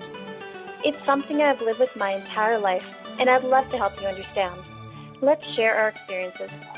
The ET Experience, the second Tuesday of each month, only on Spaced Out Radio. Fairies, Bigfoot, dogmen, trolls, goblins? Hey, if it's cryptid in any way, I'm looking into it. Hi there, this is author Ronald Murphy, also known as Spaced Out Radio's Crypto Guru. Join me every second Wednesday of the month on Spaced Out Radio with Dave Scott, where we will talk about the stories people call tall tales. I will fill you in on the latest sightings and the hidden histories that are causing quite a stir. You can find everything at spacedoutradio.com. Hi there, this is Jolene with Rivulet Reiki and Readings, and I want you to relax. Let me help you chill out and get in touch with your body, mind, and soul. In this busy world, sometimes we need to let go, and this is where I can help.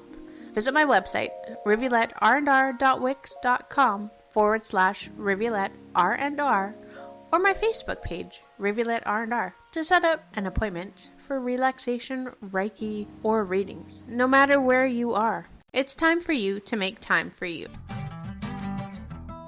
Would you like to expand your clientele? Have you ever thought of online radio advertising? Check out spacedoutradio.com to get your name out there. Our listeners support those who advertise with us, so why not give it a try? We have the most competitive advertising prices out there. Just click on the advertising tab on spacedoutradio.com and contact us today. Are you an ET experiencer, but you just don't know what's going on? Are you too timid or shy to discuss it with anyone? Maybe I can help. Join me, R. Keith Andrews, the first Friday of every month on Spaced Out Radio, and I will help you to find the answers you're looking for. Together, I will help you understand the off-worlders and the true meanings behind your experiences. All you have to do is join us in the Spaced Out Radio chat room. See you there. Every Saturday and Sunday night, as Dave Scott wanders aimlessly in the wilderness, you can come hang out with me, James Tyson, in Spaced Out Weekend. Starting at 9 p.m. Pacific, midnight Eastern, I'll take you along as we talk with some of the best experts in their fields. SpacedOutRadio.com is the place to find us. So sit down, relax, put your feet up, enjoy the topics like the paranormal, supernatural, intuitiveness, and so much more. Hope to see you there. Hi there, this is your psychic medium Joanna, and I would love it if you would join us every other Sunday on Spaced Out Weekend. With host James Tyson, we'll bring you personal psychic messages on two mediums and a large. Questions about love, life, career changes. We would love it if you would come and join us live. Call in and listen in for the experience.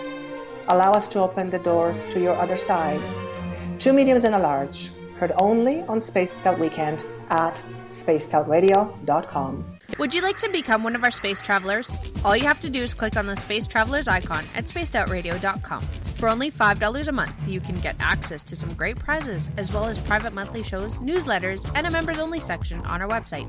Become a space traveler today.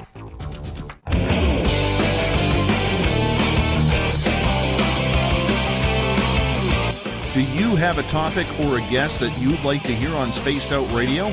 Let us know at spacedoutradio.com, where you can sign up to become a Space Traveler member today. Or you can find us on Twitter at Spaced Out Radio and on our Facebook page, Spaced Out Radio Show.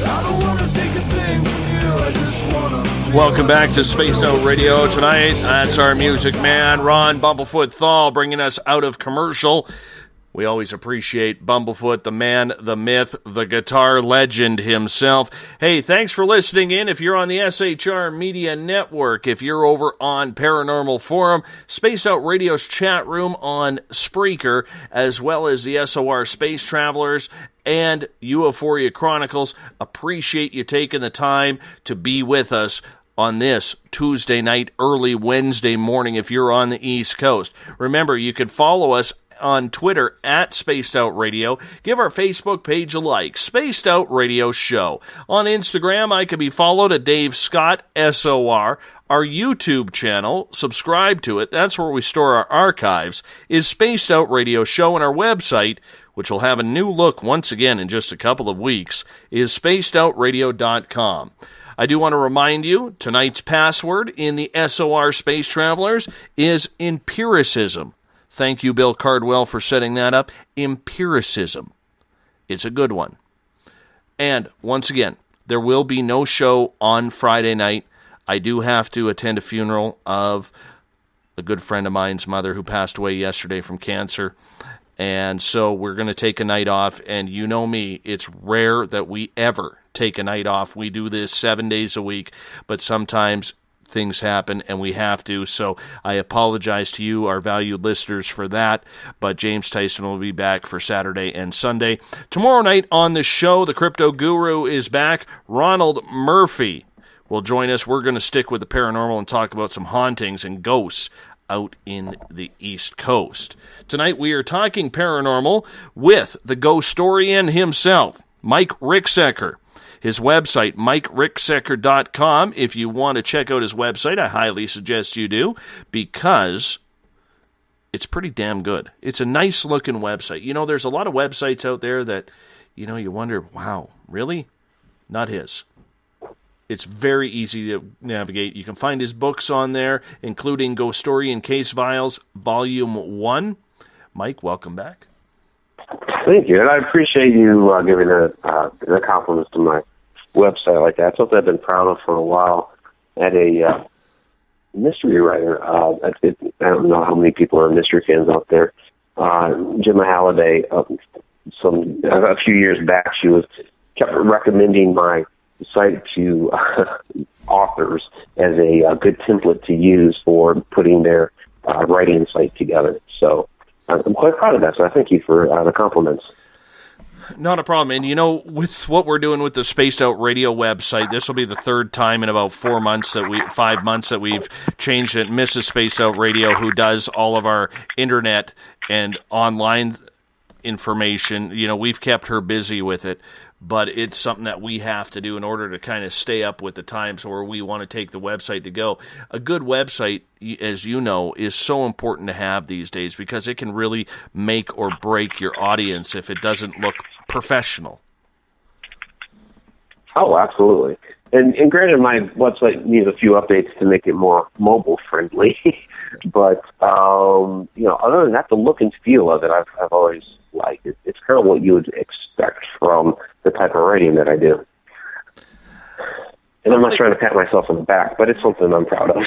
No, you should be. You should be. I like the art in behind. I don't know what that freaky house is on the main page there. That was put together by my son when he was 14 years old. He's 23 now. Wow. Very talented. Yeah, he's a very good artist. name's Colin. And so, Colin, you're getting a shout-out tonight. Perfect. I do have to ask you a question from Ghostorian Case Files Volume 1 in regards to an ancient stone tablet with mysterious inscriptions on it. You got to fill me in on this story.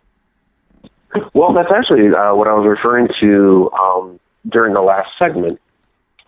Yeah, it's an ancient stone tablet that I actually have. I actually have them stumbled across in Iowa, of all places.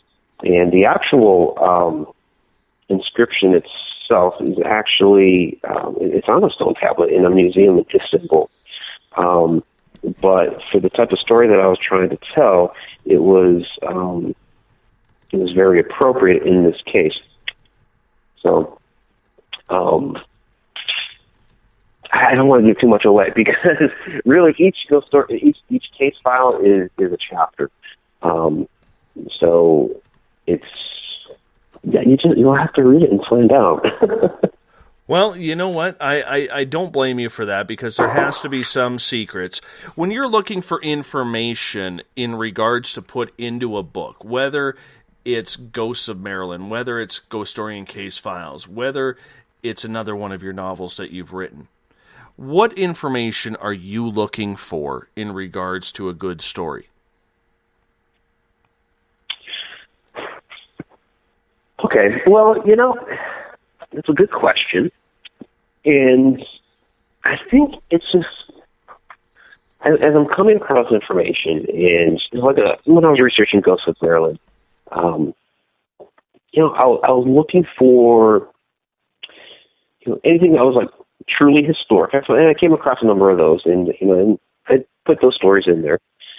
But then I also found things that piqued my interest that didn't necessarily jump from the page, but kind of scratched my mind a little bit.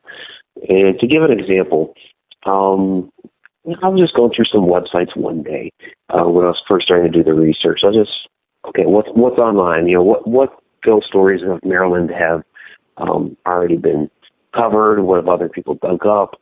I don't want to rehash a lot of the same stuff. Yet people are going to expect some of these different things to be in the book as well. So while I'm going through all of that, I came across a little one-liner, and it was for Mount Airy Plantation. Actually, I just covered this in one of my Friday Night Ghost Frights that I do.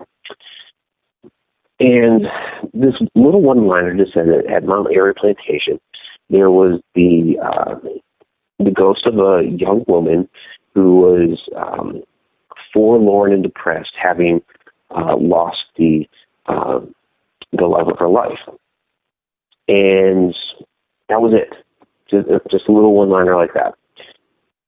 And it intrigued me because I was looking for some stories about Mount Airy Plantation. There were some good ones already. It's a very historic home. It was originally a hunting lodge by the Lord Baltimore's back in the 1600s, and it expanded into a mansion and a plantation and all of this. George Washington visited there because his stepson married one of the Calvert girls, and so they believe that the boxwoods outside are still the same ones that George Washington gave as a gift, and things like that. So there's a lot of history behind the place. Yet there's just still this one little one-liner about this girl. So I kept digging and digging for information about the home. And finally, in an old book, and this is what I was talking about earlier about going into and digging up through old texts, old books. In a book from 1914, it's called Colonial Homes or Colonial Houses of Delaware and Maryland. I found within the chapter on Mount Airy Plantation this story about a girl named Ariana Calvert. And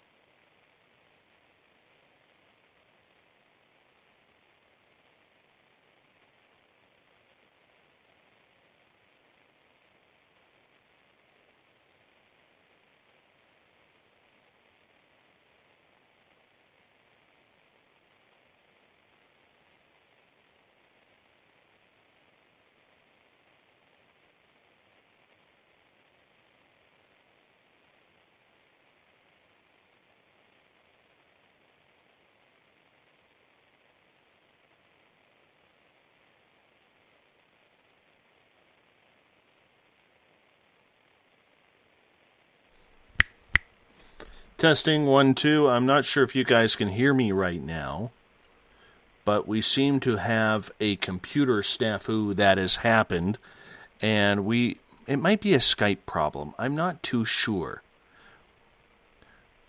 We're going to try this out here momentarily.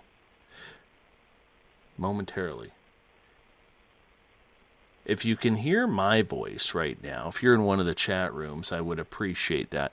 Okay, so it might be a little bit of a Skype problem. So we're going to connect back with our guest, Mike Ricksecker. I apologize for the technical snafu there. We're going to call Mike back right now. You might hear a little bit of a ringtone.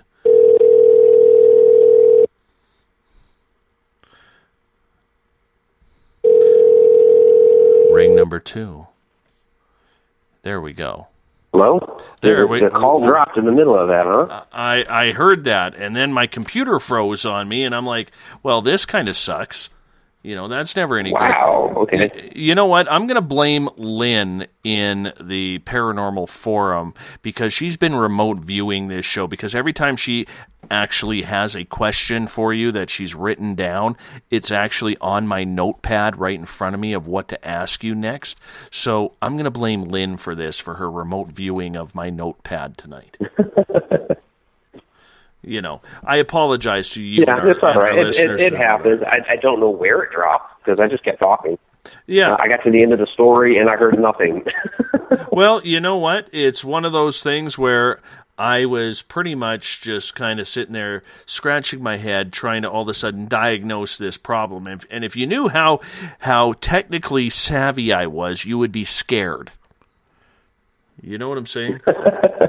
You'd be like, why the Sam hell is this guy even in control of a radio show, let alone a motherboard and Skype? But whatever. You know what? Let's get back to the paranormal here. You started mentioning some stories about, I believe, from the Ghosts of Maryland book that you have out as well. Yeah, how far did I get into that story before it cut out? Oh, maybe 10 seconds. 15 seconds. Yeah. Okay. Yeah. Everybody's saying, you need to retell the story, Mike. The audience needs to know about the Ghosts of Maryland. Okay, retell the story. So I guess we'll just start from the beginning again. Okay, so I was researching Ghosts of Maryland, and it was coming across a lot of different information that basically I didn't want to repeat too much, but that was already covered. But I knew I also needed to cover some things that people would expect out of a book about Ghosts of Maryland. But while I was going, I was just on a website somewhere, and I came across this little one-liner about. It just said and this was at Mount Airy Plantation, and I just actually covered this one of my Friday Night Ghost Frights. It was just a little one-liner about a girl who was sad and forlorn and depressed about losing the love of her life, and she haunted Mount Airy Plantation, was seen there quite often. So while I was researching Mount Airy Plantation, because I was going to cover it, it's a very historic home there. It was owned by the Lords Baltimore. Originally as a hunting lodge, and it grew into a mansion and a plantation after that. George Washington visited there many times because his stepson married into the family, and it's believed that the boxwoods that are out front there are the actual boxwoods that George Washington gave them as a gift for the wedding. So I was definitely going to cover that because there's a lot of other ghost stories associated with it. So it's one day I was going through an old book, and like I talked about earlier, I do go through a lot of old texts and books looking for information. I think there's a lot that we can learn from those type of books that's been lost to time.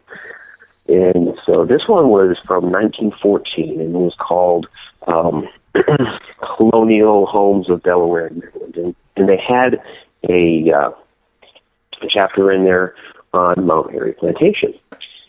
So within this text, and it was quite lengthy because it goes back, like I said, to the 1600s, and it goes through the family almost really step by step.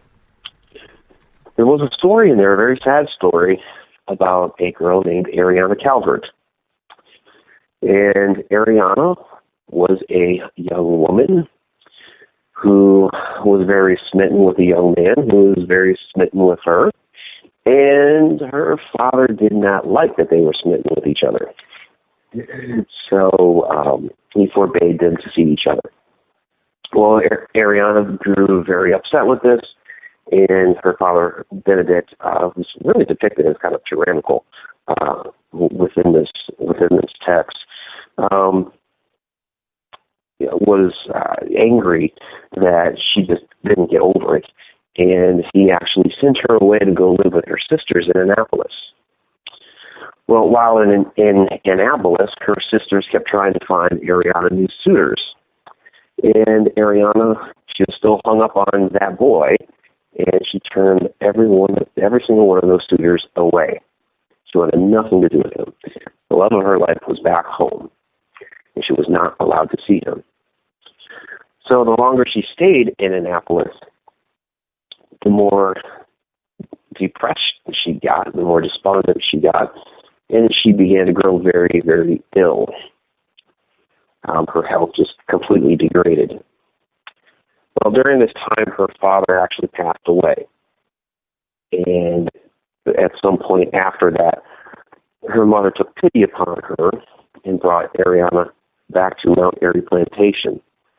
And she was going to let her see the boy. However, Ariana's health had deteriorated so badly that she just ended up passing away herself. And so she still is there at that house to this day, very depressed and despondent, forlorn, that she never got to be with the love of her life. And that is a sad story. That's a sad story. Wow. But it's a ghost story. It is absolutely, and it's true. And that's the type of things that I try to look for, because it's a personal story. It's not just about things that go bump in the night.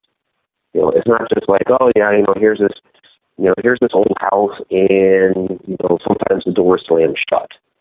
Or sometimes there's a moan that comes from the attic. No, this is a very personal story. And basically, from a little one-liner that was on a website somewhere, somebody who was lost to time has now been given a voice, has now been given a memory, that we now know about this girl. And, so she's not forgotten anymore.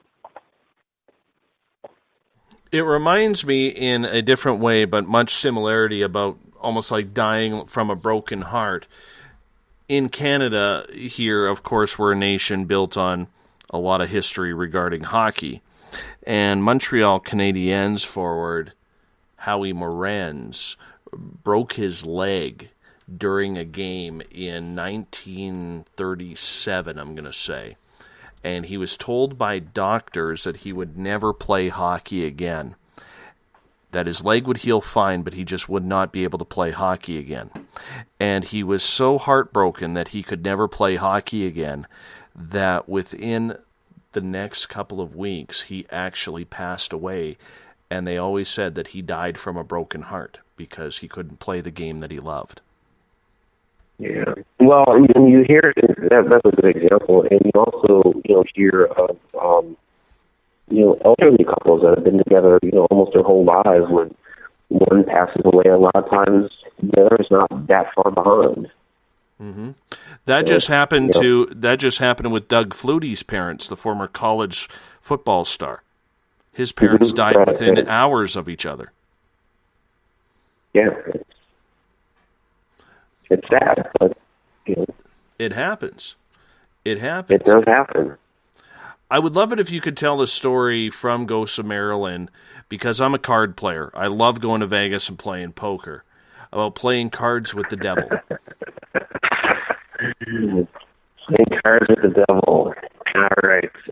Yeah, that's a really interesting story. I think the name's right here. Was it Richard Conte? I know it was at Oakland's. It was one of the Snowden homes. It was at Oakland's. And basically, it's three gentlemen. I think one of them was Richard Conte.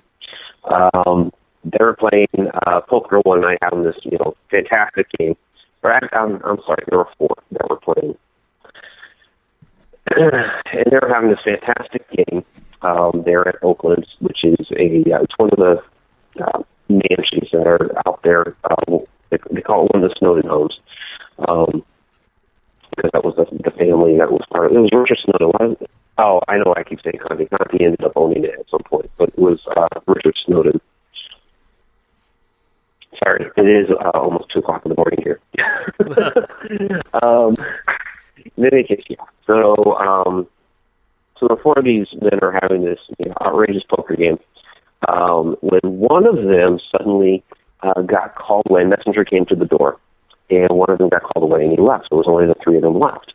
And so they played as foursomes back then, or as fours. And they said, well, we're gonna keep playing even the devil has to come play. And not too long later, there was a knock on the door, and there was a traveler that was coming through. He was just looking for some shelter for the night, warm place to stay. And so they invited him into the game. And this game was just so utterly fantastic. They played all night long. They played all through the next day and into the next night. Until finally, the stranger that had come to the door had won all the money. And so finally he gave his farewells and was headed out the door. And as he got to the door, the other gentleman there could have sworn they saw a tail pop out from under his jacket, and they could faintly smell brimstone. Oh my goodness. So the devil had come to play. That just freaks me out. I'm getting goosebumps just thinking about that.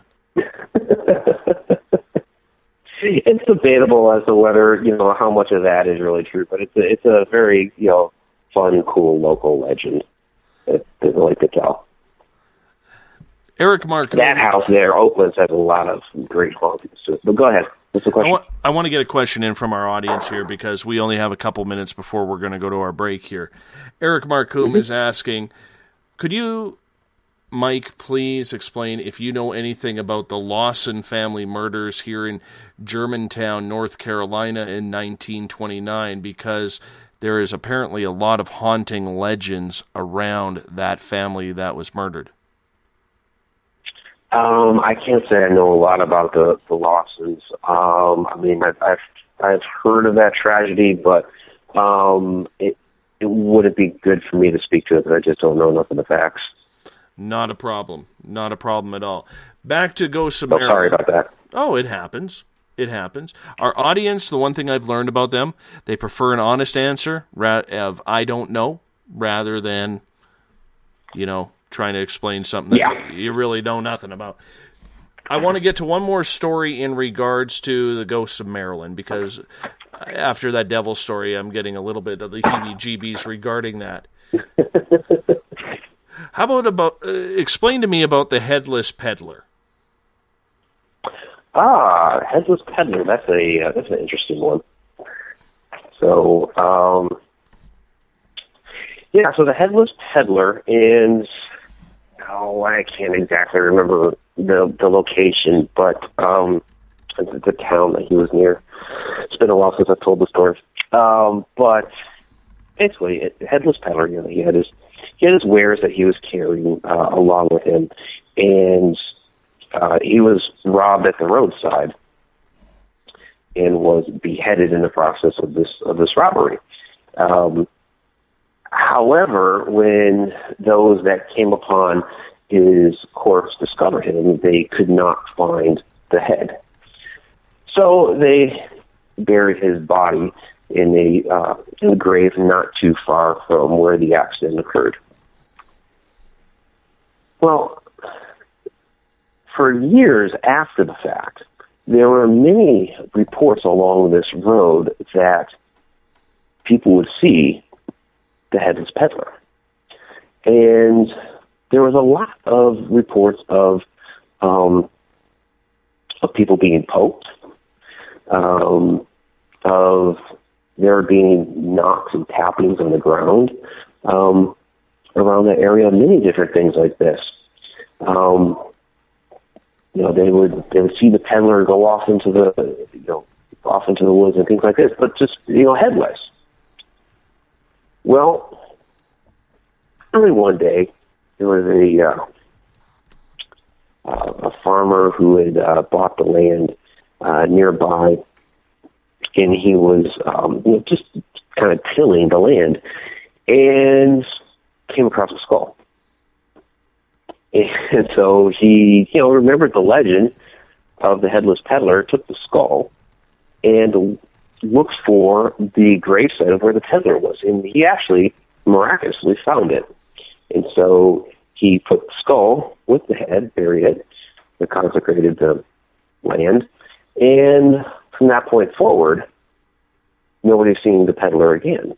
And it's believed that, all these different sightings of the peddler and the pokings and the tappings on the ground, it was the ghost of the peddler trying to tell people where his head was.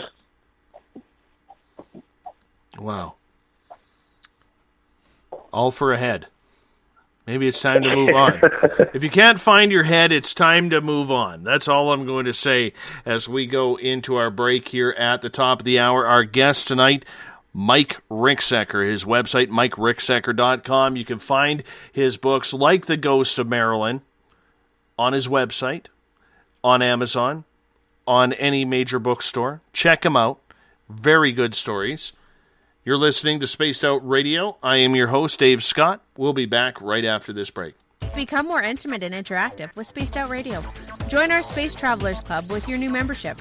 For $5 a month, we'll provide you with special access to the website, monthly prize draws from books to psychic readings, along with monthly newsletter, private interviews, and more. Sign up today to be part of Spaced Out Radio's experience.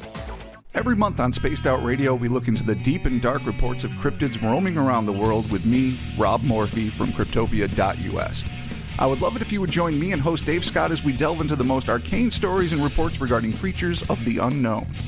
My job is to hunt down the details and bring the evidence forward to you.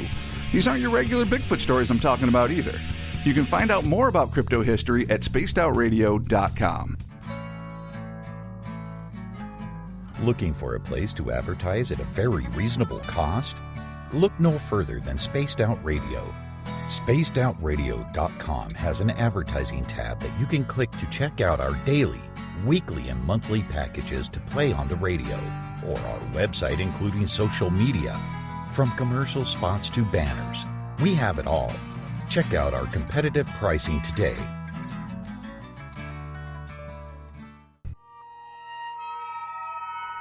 You hear footsteps in the empty room above you. A rocking chair begins rocking by itself. Don't be afraid of the things that go bump in the night.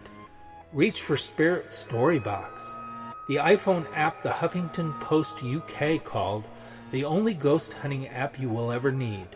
Spirit Storybox. The spirits are telling their stories. Are you listening? Strange creatures lurking in the night, the sounds of wood knocking in the forest, odd happenings right out of a fictional world. These are the reports I love. Hi there, this is author Ronald Murphy, and I would love it if you join me and Spaced Out Radio host Dave Scott the second Wednesday of every month on our journey into the unknown land of cryptozoology at spacedoutradio.com.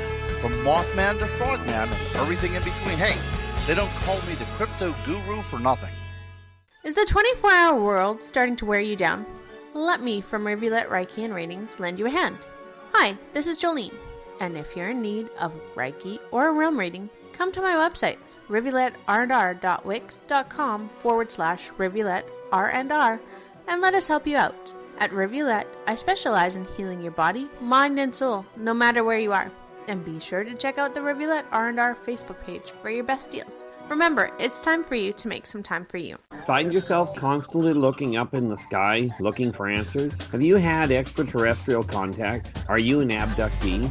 Looking for answers to your experiences? Hi there, I'm R. Keith Andrews, Spaced Out Radio's resident ET expert. Join me live the first Friday of every month where I take questions from the Spaced Out Radio chat room and help you understand those from the far-off world. It's 2 hours of knowledge every experiencer should listen to. Hope to see you there. Did you know that Spaced Out Radio runs 7 days a week? Hi, it's James Tyson from Spaced Out Weekend. Every Saturday and Sunday night, starting at 9 p.m. Pacific, midnight Eastern, you can join me and my guests for some great chatter about what's going on out in the universe, or even in that dark part of the basement you really don't want to go back into. Well, let's find the answers to your experiences together. So come on up to Uncle Jimbo's cabin on the weekend. For more information, look us up at spacedoutradio.com.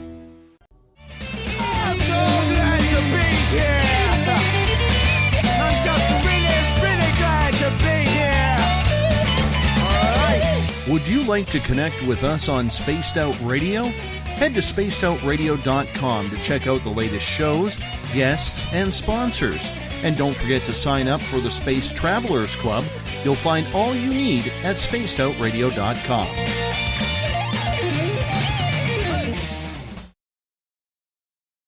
Welcome back to Spaced Out Radio tonight. I am your host, Dave Scott. A pleasure to be with you if you're tuning in on the SHR Media Network, on Paranormal Forum, on the Space Travelers website. Make that the Spreaker website for the Spaced Out Radio chat room, on Facebook at Euphoria Chronicles and the SOR Space Travelers. Thank you so much for being with us. Absolutely appreciate it. We do apologize for the technical snafu in the last half hour. We had a little bit of a Skype mix-up there. It kind of froze up my computer there for just a little bit, but we are back. Tomorrow night on the show, we will be talking to the crypto guru. Ronald Murphy Jr. is back as he does his monthly segment on the show. Tomorrow night, we're going somewhere we haven't gone with him yet, into the paranormal. It'll be a lot of fun. Want to remind you that you can follow us on Twitter at Spaced Out Radio. Give our Facebook page a like, Spaced Out Radio Show. On Instagram, I can be followed at Dave Scott, SOR. Our YouTube channel is Spaced Out Radio Show. Subscribe to that to listen to our archives. And our website, which will have a new look coming up, is spacedoutradio.com. I do want to remind you, I will not be broadcasting on Friday night. I have to go to a funeral, so out of town, so it will be a dead air night. If you try to tune in, well, there will be nobody here. So I do apologize to you, but unfortunately, life happens sometimes, and, you know, F cancer. That's all I got to say. Everyone's affected by it. It sucks. But let's get into a happy note. We're talking some paranormal here with the Ghostorian himself, Mike Ricksecker. His website, MikeRicksecker.com. You can find all of his books on Amazon, on his website. Major bookstores, minor bookstores. He's all over the place. Highly suggest you read this because it's really a history of paranormal. Mike, thank you for being with us for the entire show tonight. We really do appreciate that.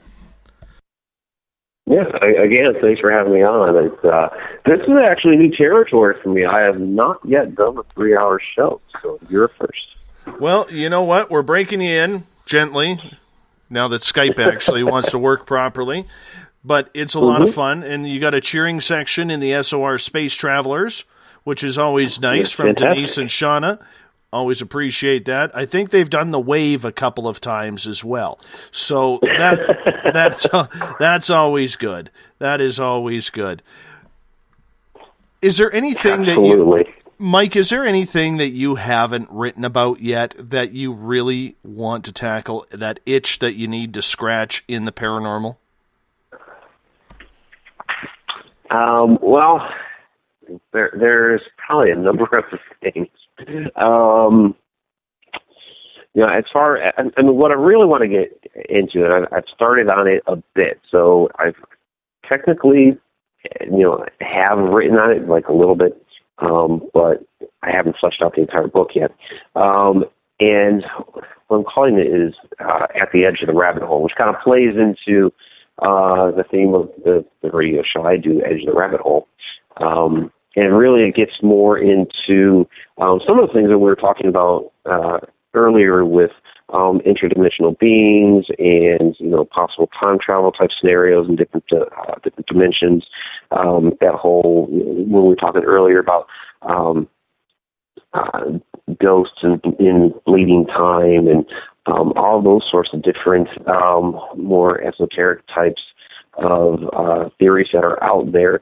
So, a little bit of a different vein from, the history and the ghost stories and all that, which I will always still do because those always still fascinate me, and I love trying to be a voice for those that have passed on. But one of the things that I'm also trying to do is to discover some of lost knowledge. So I'm going to get into some the theories about ancient cultures and the way they viewed the supernatural back then, and how we've lost some of that knowledge, and they're trying to see what I can do to regain some of it and bring it back into modern times. So, I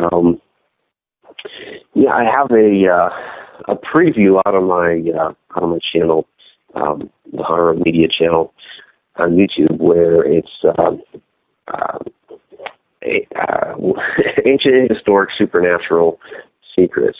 I've given 2 previews on that show before. I have not actually released an episode yet, but that's where that show is going. And of course, I'm going to have the an accompanying book along with it. So, yeah, that's I guess that kind of answers the question of what I haven't yet gotten into, but would like to. Is there still the taste for the more popular places that are haunted?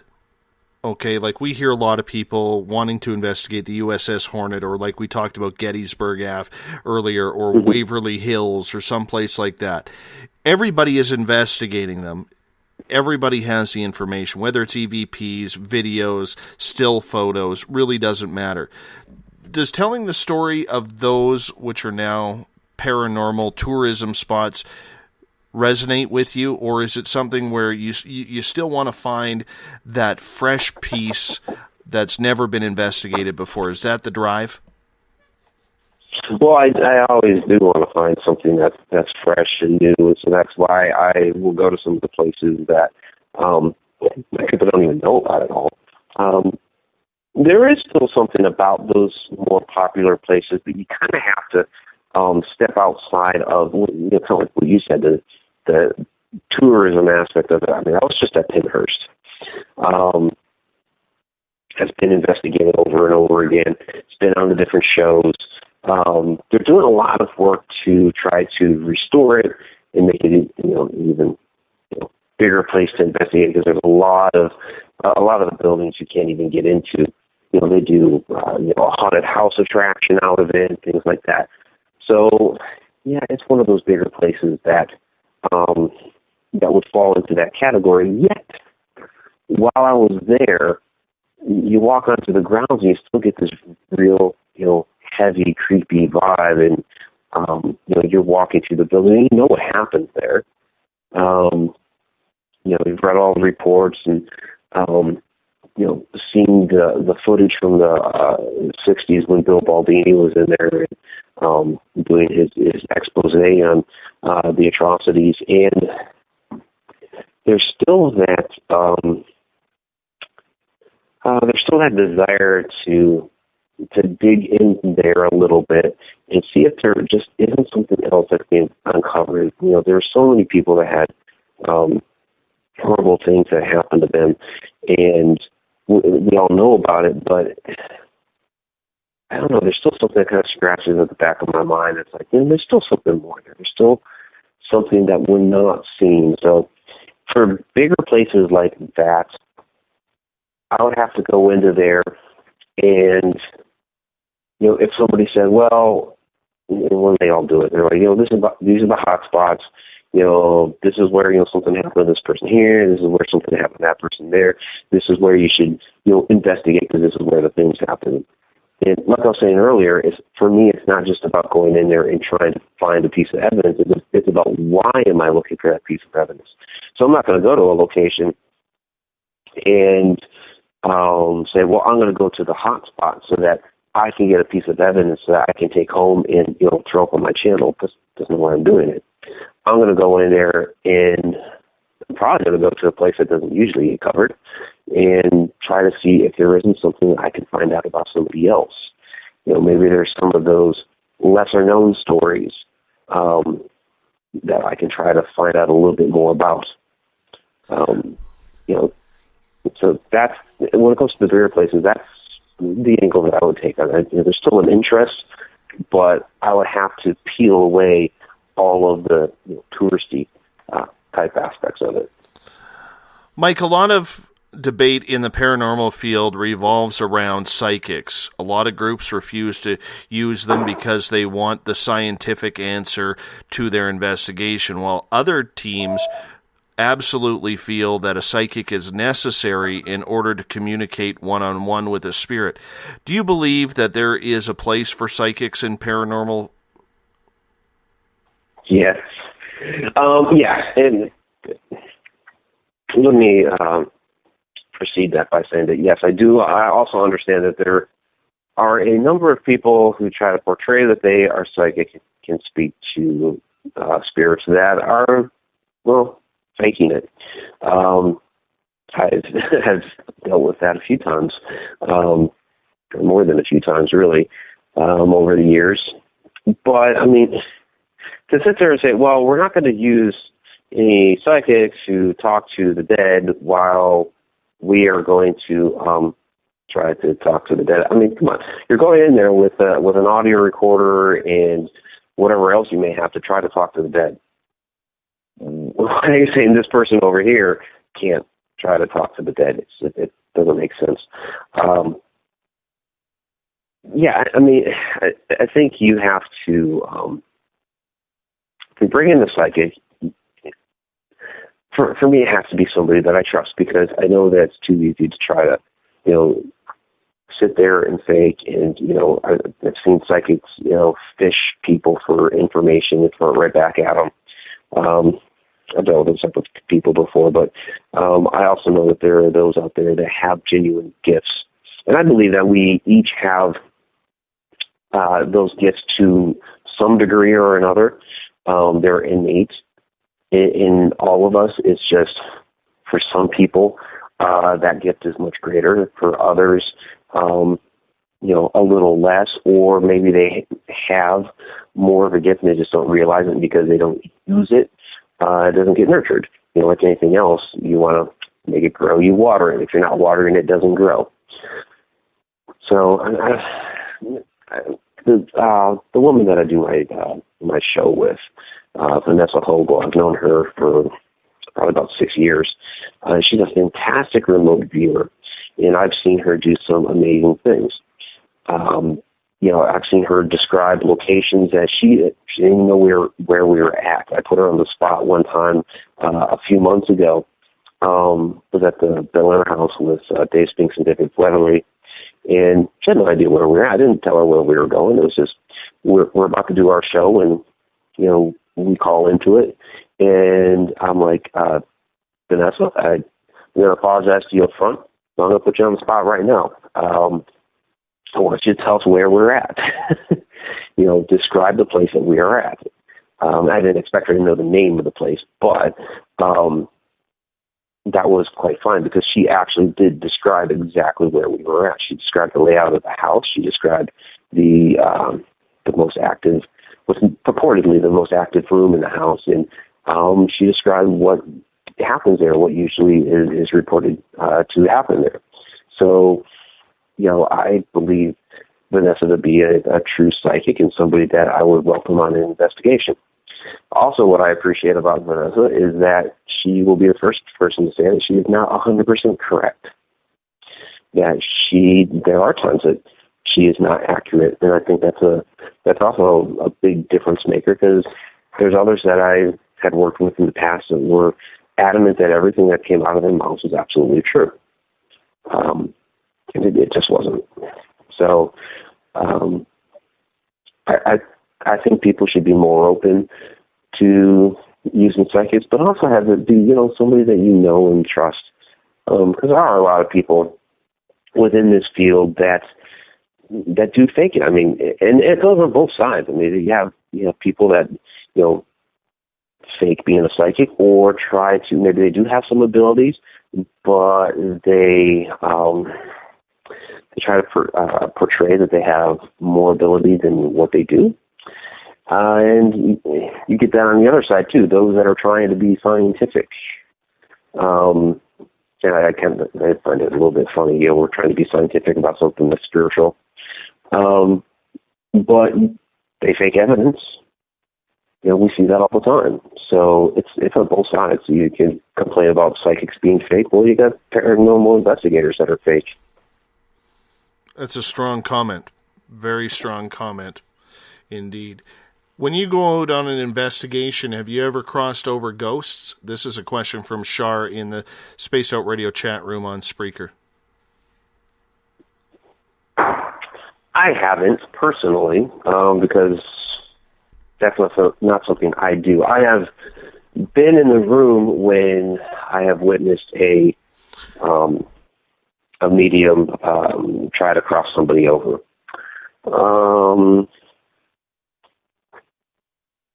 I'm kind of mixed on it to this day. Just because, what are we for one? What are we crossing them over to? I mean, there's so many different theories about that other side. Is the other side really here, or is the other side somewhere else in another dimension? Is there avenues? There's all kinds of theories, and we don't really even understand from that. And does the person want to be crossed over? If that's such a plane that exists. I've seen times where it's like, well, there's a spirit here, and they don't seem to be happy, so let's just cross them over. Like, well, did you ask them first, or are you just going to walk in here and try to cross them over? I get very leery of situations like that.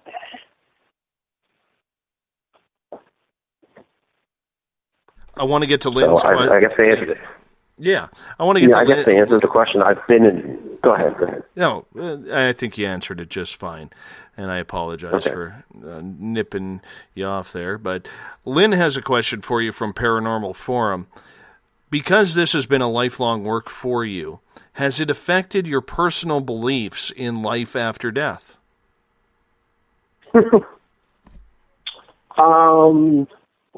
That's a good question. That's a very interesting question. Because I've always believed in life after death. I guess I've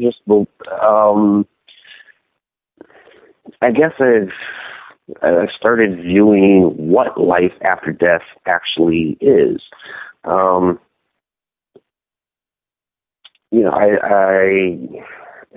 came from a Catholic background. We talked about that earlier. So, I believed in just a straight up, you pass away, you go to heaven, and that's it. You go to the pearly gates. And if you're, a bad person, you go to hell and burn forever. I mean, that's kind of what I was taught as a kid, right?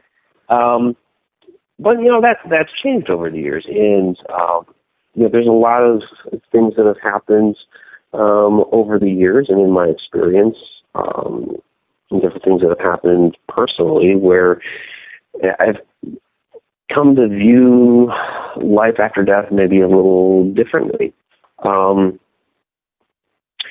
I didn't really believe in things like reincarnation before when I was younger. But I've started to, see that a little bit differently, that, while the soul is perpetual, the vessel that we're in, changes. And, there may be a spiritual plane that we exist on for a while between lives, but I've started to believe that we do inhabit more than one vessel. that as we go along. So, and I don't know exactly how all of that works. I don't pretend to know the answers, but I do believe that to be the case. Just a number of different personal things that have happened in recent years. Joe has a question for you in the SOR Space Travelers, and I think it's a good question, and I want to bring it to your attention. Sometimes UFO hunters run into Bigfoot. Sometimes Bigfoot hunters find ghosts. Mike, have you ever run into something unexpected on a ghost hunt? Wow. That maybe a mountain lion. Yeah, that's a good question. I'm trying to think. Is there a time that? Well, I'll say this as far as the alien question. I have not run into any aliens on a ghost hunt. Although I do actually believe in aliens. For a few different reasons, but I'll say this: having worked in the government, I pretty much know that the government's covering it up, and that's all I can really say about that. Without the guys with the black suits and sunglasses showing up at my door. As far as Bigfoot. I guess I've come across some interesting things out in the woods that would make you kind of question, does Bigfoot really exist? Well, not necessarily doing a ghost hunt. I mean, I've been at somebody's house before where they were saying, well, yeah, we also have Bigfoot in the backyard, but that's not really coming across it while investigating, but just doing some other type of exploration that wasn't related to anything to do with Bigfoot that I've come across. It didn't have to do with ghosts either, but being out there in the woods and you're seeing these different markings and prints and stuff that don't make a whole lot of sense to the situation. It starts to make you wonder, well, that could be, people around here reported it before, So just done a little bit of that, I suppose. So have you ever personally experienced alien or interdimensional phenomena? I'm sorry, repeat that again? Have you ever experienced anything alien or interdimensional? Well, I believe that shadow people are interdimensional beings, so I definitely answer yes to that. I've encountered shadow people on a number of occasions. I gotta know this alien stuff. Why do you think they're real? I'm gonna try and get to show up at my door. I used to have back in the day a top secret clearance, and so there are things that I cannot openly discuss, but I can sit there and say that with that type of access, there were things that I was privy to and was able to view that I just happen to know that they're out there. Got you. Let's just, we don't want to get and you we'll in leave trouble. it at that. Yeah, we don't want to get you in trouble with, the Men in Black coming to your door or helicopters That's over to your why I said house. I didn't want them showing up at my door. Well, let me ask you this. Do you believe the Men in Black are real? Are you allowed to comment on that? Oh, well, yeah, I know they're real. I used to work for NSA. They're real. Oh, so many questions, man. So you just opened up a Pandora's box for me because I'm a total... Oh, I'm sure I just did. Yeah, because I am such an extraterrestrial guy. And, many people here have heard my stories in regards to my ET contact. And, I've seen probably 120 UFOs. The closest one has been about 150 yards away, landed on the ground. And, knock on wood. See, I want that experience. Oh, it's phenomenal. It was absolutely phenomenal when it happened. And I'll go into it a little bit here. I mean, I didn't expect anything to happen. I started getting a migraine, what I thought was a migraine. Then I realized that it was actually shapes pulsating in my head. I've had one other guest on this show, Wilbur Allen, who had shapes pulsate on his head as well, almost in the same order. And I had an anxiety attack that I needed to go outside. And this was at a friend's house in the backwoods of the town that I lived in. And I went outside and I basically said, "Where are you?" And 150 yards away, I saw the entire forest light up in front of me. It was, It was one of the most beautiful things next to my children being born that I've ever seen. And then 5 days later, I ran into my first extraterrestrial when I went back there with an ET contactee friend of mine. That was interesting. Very interesting. You know, that's the way we do it. But we're here to talk paranormal tonight anyways. You know, we can talk a little ET if you'd like. Well, you know what? It's I want to stick with the paranormal because, you know, ETs just excite me. I don't know why. It's just that, you know when you get a good taste in your mouth and you just want to, make it happen. But I don't talk enough paranormal on this show, and I need to change that. So I'm going to get you, Mike, to hold out for one final commercial break. Mike Ricksecker is our guest tonight. He is the Ghostorian. His website, MikeRicksecker.com, if you want to check out all his writings, his books, his stories, his theories. It's a great-looking website as well. Find all his books on Amazon, on his website, as well as in any bookstore around town that sells the paranormal books. It's really good. You're listening to Spaced Out Radio. I am your host, Dave Scott. We'll be back after this break. Are you an experiencer? Have you had run-ins with strange creatures you can't explain? ETs, Dogman, Bigfoot, werewolves? They're enough to scare the daylights out of anyone. Hi there, I'm Butch Witkowski from the Cop. And on the last Monday of every month, you can listen to me and the host, Dave Scott, talk about the weird and the strange being reported on Spaced Out Radio. I'm going to bring my investigations and sources, you bring your experiences, and we'll figure out the rest together. Strange Days on Spaced Out Radio. Come tune us in at spacedoutradio.com. Are you interested in advertising on Spaced Out Radio?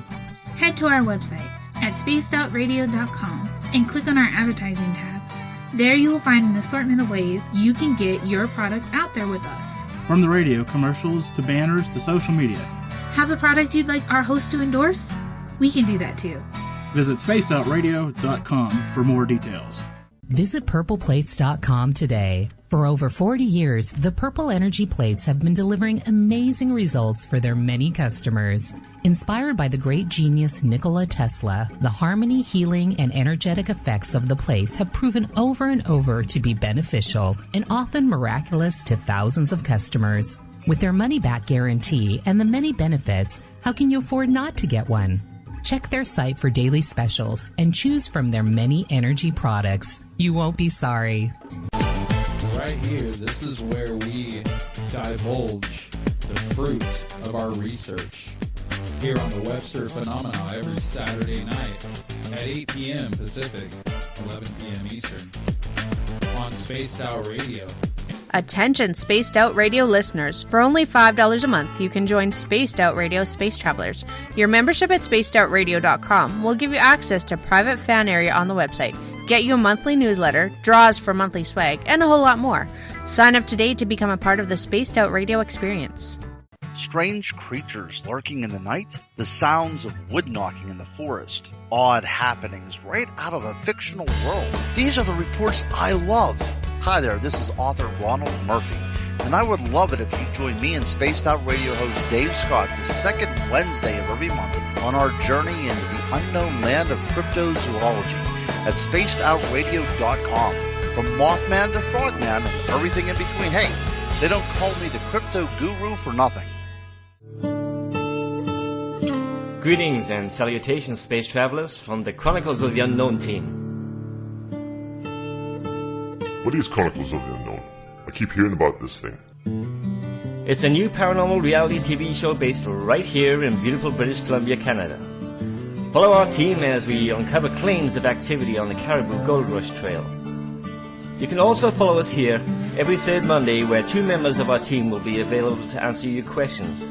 We'll give you some equipment updates and some of our experiences on the road, right here on Spaced Out Radio. Did you know that Spaced Out Radio runs 7 days a week? Hi, it's James Tyson from Spaced Out Weekend. Every Saturday and Sunday night, starting at 9 p.m. Pacific, midnight Eastern, you can join me and my guests for some great chatter about what's going on out in the universe, or even in that dark part of the basement you really don't want to go back into. Well, let's find the answers to your experiences together. So come on up to Uncle Jimbo's cabin on the weekend. For more information, look us up at spacedoutradio.com.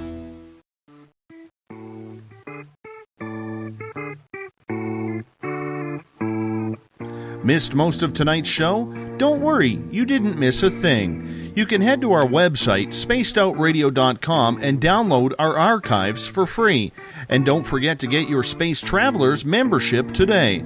Now, back to tonight's show. Welcome back to Spaced Out Radio Tonight. I am your host, Dave Scott. Thank you so much. If you're listening in on the SHR Media Network, over on Paranormal Forum, the Spaced Out Radio chat room on Spreaker, and on Facebook at Euphoria Chronicles and our flagship SOR Space Travelers. It's been a busy night in there. Thank you so much for being with us. How y'all doing? We only got a few minutes left. I do want to remind you, tomorrow night on the show, the Crypto Guru is back. Ronald Murphy will stay in the paranormal field, and we will be chatting with him with some paranormal. We may be joined by a special guest friend of Ron's as well. That'll be fun indeed. That's tomorrow night on the show. There will be no show on Friday. I have to go out of town, all because of cancer. Not me. My friend's mother passed away yesterday, so I will be attending a funeral on that one. So please forgive me for not being here on Friday night. And there will be no show, but Uncle Jimbo James Tyson will be in with Spaced Out Weekend Saturday and Sunday. I will be back at it on Monday.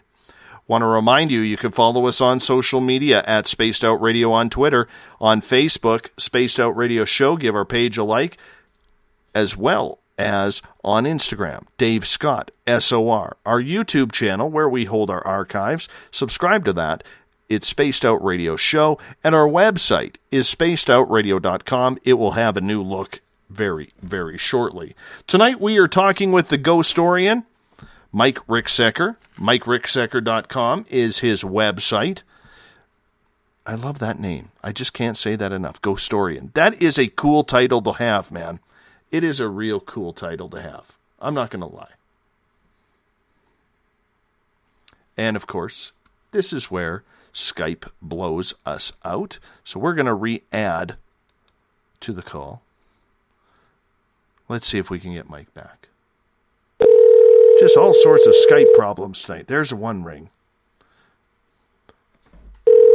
There's ring number 2. I hope his phone didn't die. That would really suck. Yeah. We're calling Mike back here. If we get a voicemail, should we leave a message?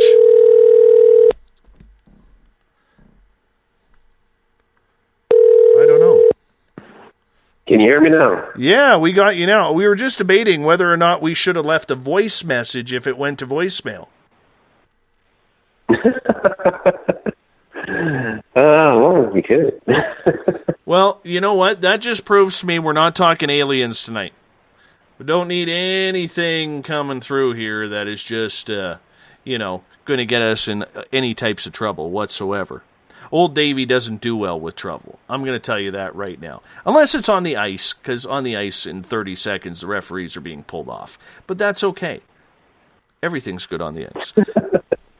As I'm saying, we are talking paranormal with you. Your books are very, very intriguing. When's your next one coming out? Are you writing it right now, or have you taken a little hiatus? Oh, I'm always writing something. That's kind of what I preach when it comes to writing. Write.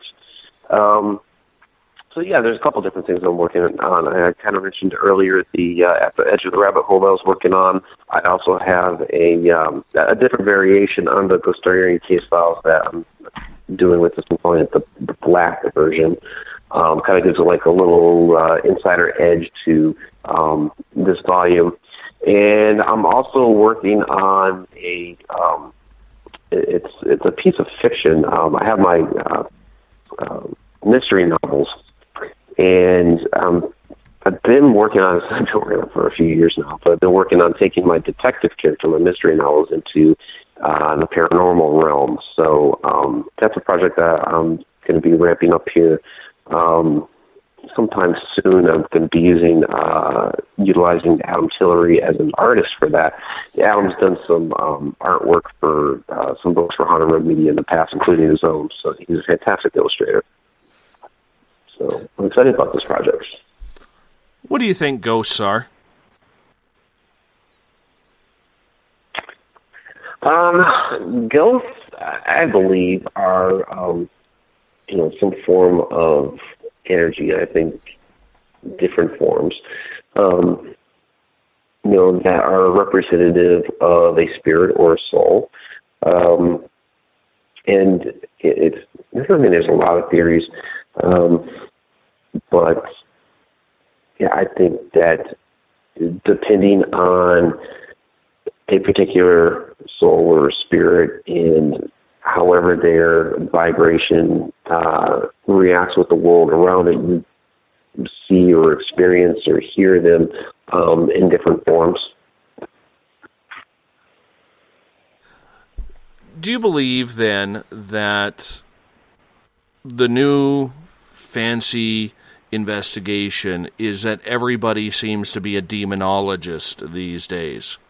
I think you can go down to the dollar store and pick up a demonologist to go help you on your investigation.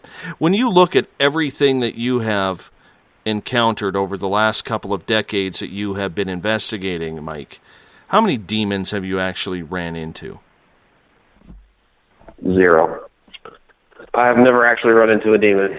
I've run into some malevolent human spirits, some nasty folk that weren't too nice, but I've never actually run into anything that's been demonic. The demons are, few and far between. They do exist, of course, but demons are kind of the new fad because, and it's media driven.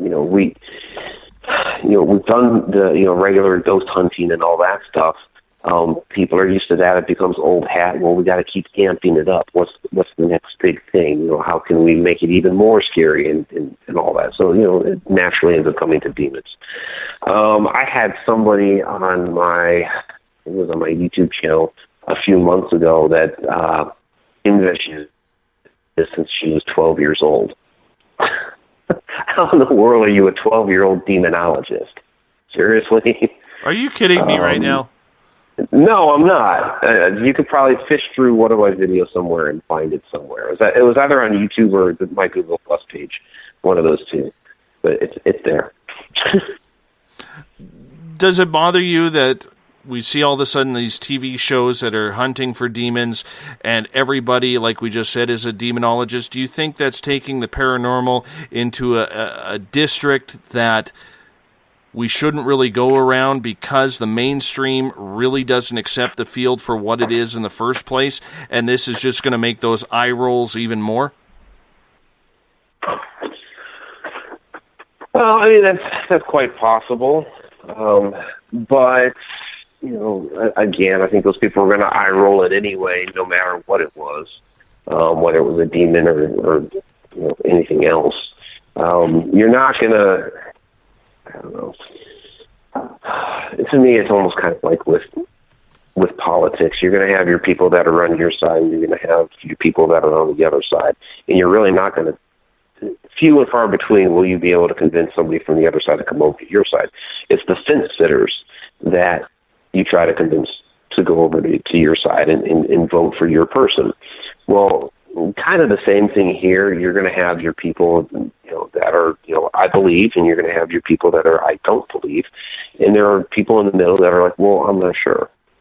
Well, those are the people that, you're really going to, you're better off reaching out to and saying, well, let me show you why I believe what I believe, and then make your own decisions. So, do you think? Let me ask you this then, and maybe it's the same question, and I'm asking it in a different way. Do you see the fact that all of a sudden everybody is looking into demons as a real slap in the face to, I don't want to say real investigators, because I think everyone is a real investigator, but to the people who have studied the field before it became popular? Let's put it that way.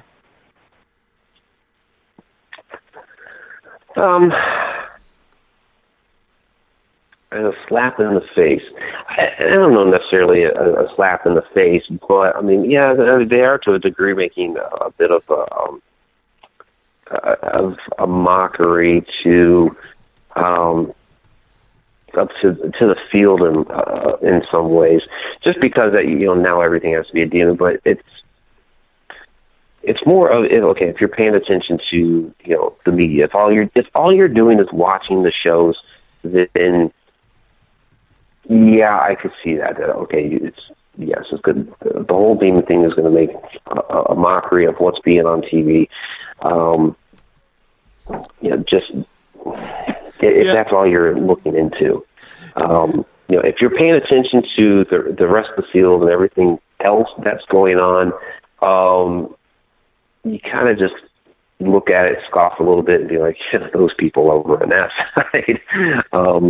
So I try to not pay it any mind. I know they're out there, and I know that they're trying to push the whole demon thing, but I also understand the context in which they're doing it. Well, and the reason why I asked that was there's an old-time Bigfoot hunter who's a very smart scientist up here. His name is John Bindernagel. And I had the pleasure, and he's like the Wayne Gretzky of Bigfooting, or Babe Ruth of Bigfooting, okay? And I had the opportunity to talk to him April of last year. And I asked him a point-blank question. I said, what do you think of the terminology that has come from the TV shows called Squatch? Where it's not Sasquatch anymore. We've cut off the Sask, and it's now just Squatch. Yeah, you're squatching, yeah. Yeah, and he actually mentioned a couple other people's names, and they've talked about that, and they found that term to be actually quite insulting and derogatory to the work that they have done, because the minute you start putting anagrams in or something along those lines, he really felt that it's almost like making a mockery to the research that he had done. I mean, he's 83 years old. He's still running around the mountains of British Columbia trying to prove the existence, and he's been doing this for almost 70 years. And he just felt really let down that, of course, when it comes to television, we have to come up with these nicknames and everything. And he felt dejected. And I guess that's the reason where I was trying to go with what we were talking about in regards to the whole demonology. Okay, I get where you're coming from. Yeah, I mean, unfortunately, you're gonna have that. It's the way the media works. It's the way we've been popularizing stuff for decades now. I mean, I can't stand the term bling. Okay, I mean, I don't even know, but that's what we do. All these crazy little fad words that come up. But there's stuff like that in my day too. And as far as when it comes to the paranormal, yeah, I mean, it's kind of expected that sort of stuff is going to happen. I mean, do I think? I'll say this: it irks me to hear some of the different terms. Like, actually, I'll say this: ghost hunting. Okay, I understand that the term was originated with Hans Holzer. Okay, he actually came up with the term ghost hunter. And he is basically like a forefather of, everything that's happening now. I mean, he's had almost 150 books that he wrote. His work was phenomenal. But I don't actually like the term, at least the way it's been used now. I think maybe it was fine in his day or whatever. But when it's always, we're going to go out on a hunt. Well, I'm not hunting. I'm researching and, I'm investigating, trying to find out information about what's going on and, doing, running experiments and all that stuff. I don't know. I guess when I think of the word hunt, it's like I'm in there with a gun trying to shoot the thing, and that's not happening at all. So, So I get a little irked by the term, but I take it with a grain of salt and let it slide off my back because it's a term that's used by most people. So I just let it be what it is and try not to get too sore about it because it's just I don't know. It's just human nature and the way things evolve over time. Our language today, we can get into the, philology, the area of philology and how,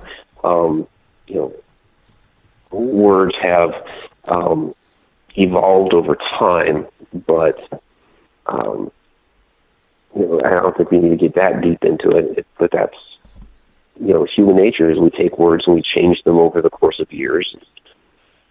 That's what we've done for forever. Gloria has a question in the SOR Space Travelers for you. She's asking, Mike, what is the most profound piece of evidence or information or even advice that a ghost or spirit has given to you? Oh, that's a good question. Most profound.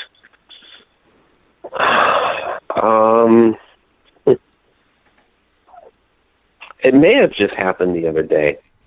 I did have one tell me, don't stay here anymore at a house I used to live at, and I ended up not staying there very much longer after that.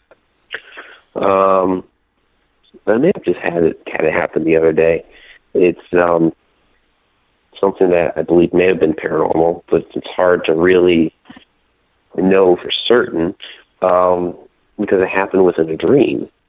And like I was talking about earlier, I've had a number of dreams that have come true. I mean, I described one that may have been something that happened in my past, but I've actually had a number of dreams of mine that have come true in which the maybe the location that was in my dream or what have you, I ended up actually being at many years later. And it could have been, it wasn't anything like a famous location. It was just like, a house that I ended up at. It's like, this is the exact house that was in my dream like 2 years ago. So I've had things like that happen. I've had some really, really crazy, interesting experiences with dreams. Well, this dream that I had the other night, or I guess maybe it was a week and a half ago, it was of my grandparents on my father's side, both of which have passed away. And, what's in the dream, I was just, I was talking with somebody. There was like some cleanup that was going on in this house that I was at. And so I'm like wiping down the counter and talking to this person. I actually noticed my grandmother off to the side there helping with like wiping down the counter. And I didn't register it at first. I kept talking with this person. And all of a sudden I look over and I'm like, Grandma? And she's like, yeah. And so I go over and I'm giving her a big hug. Like, wow, it's been so long. And all of a sudden I look to the other side and there's my grandfather. And so, we're just giving out these hugs and I'm asking them how they're doing and all that. And within this brief conversation that we had while we're just dishing out love and hugging at each other, they actually acknowledged that they had passed away, which was, extremely interesting because it's not usually something that you get. And so, the dream kind of like ended not long after that, but, it was at least, I've gotten a lot of great evidence over the years, and lot of great pictures, a lot of great EVPs, all sorts of different things. And this one, it's questionable as to whether it's paranormal or not. Possibly because I've had, some sort of interesting interactions with dreams before, but this one touched me, personally, because it's the first. It's the first dream that I've ever had of my grandparents since they passed on. So it may have been some sort of visit, and they basically let me know that they were doing quite well, and, even though that they had passed on. So I don't know. It touched me at least. And that's what you hope for, is that personal experience, just to know that you're okay. Yeah, absolutely. I'm just trying to find a question here because I know I'm missing one from Joe. When it comes to your grandparents, though, I totally know what you're talking about. My grandfather, who is a very, very godly man, he's actually survived 7 strokes before he finally decided to pass on to the other side. And during one of his strokes, he actually told God, he goes, "I'm not leaving until my children find you again." One of the next strokes he had, my grandfather used to own a funeral home. And he would go to the local hospital, and he would go, down into the mortuary, pick up the bodies to prep them for the funeral. And one of these times, during his stroke, it was like a near-death experience. He was actually going down the elevator opens up, and as he's walking into the mortuary, he said all of the walls turn like glass and bright white on the other side. And as he looked through the glass of the doors, there was his family that had already passed on the other side. My great-grandparents, whom I had never met, his brothers and sisters and relatives who had moved on, and he kept grabbing at the door, saying, let me in, and they said, "No, it's not your time yet." The next time he had a stroke, my grandmother, who had passed, was on the other side. And then finally, after number 7, good old lucky number 7, he finally said that was enough. He'd fought enough. So I believe you when you say that. And my grandfather never swore a day in his life. He was never sick a day in his life until he got his strokes. But that was way back. And, that story has always stuck with me because he was just a man of God and a man who would never tell a lie. And for him to tell those stories was just incredible. We got time for one more question here. And this one is from Joe in the SOR Space Travelers. And he is asking, Mike, have you ever had a ghost investigation turn dangerous? Yeah, I see that question there, because you were looking for one, so I started flipping through. I was like, oh, there's one. Yeah. I mean, not dangerous to me, but the situation itself is kind of a bit dangerous.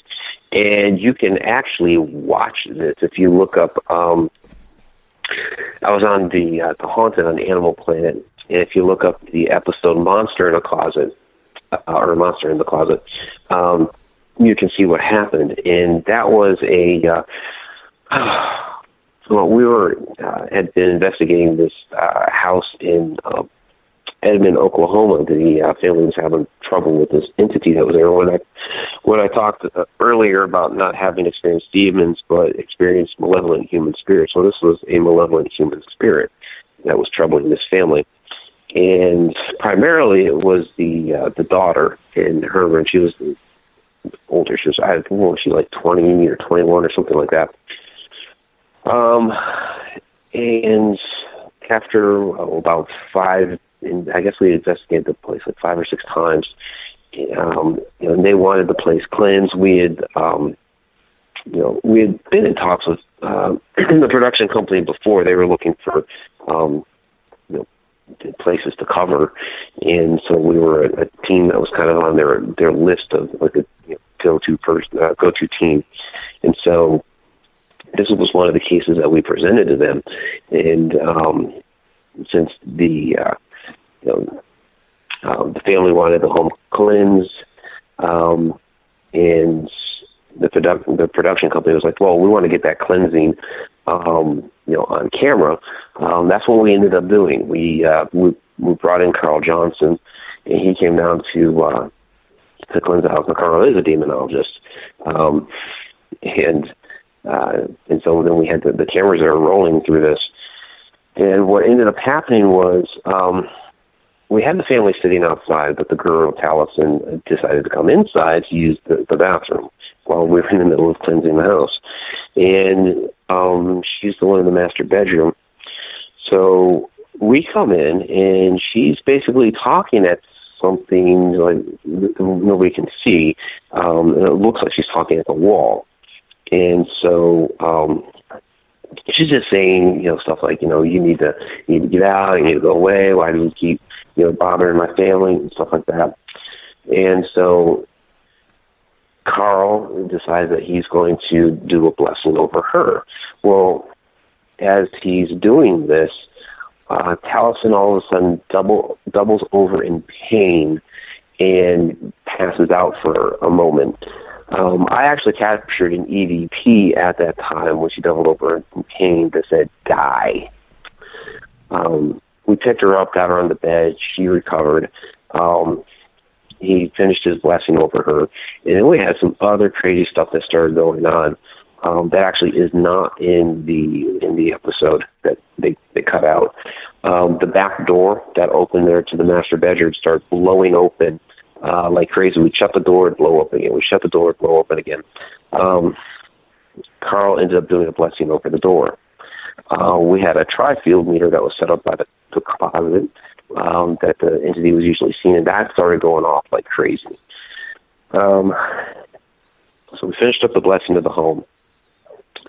We went outside because our idea was to push the thing into the backyard and out of the yard. So we end up in the backyard, and Carl's basically blessing the yard, and the wind really started kicking up and blowing. The cats were running around like crazy around us. And then finally, when Carl finishes up, the wind just suddenly stopped, and he almost passed out. He got down to a knee, and he was just completely white.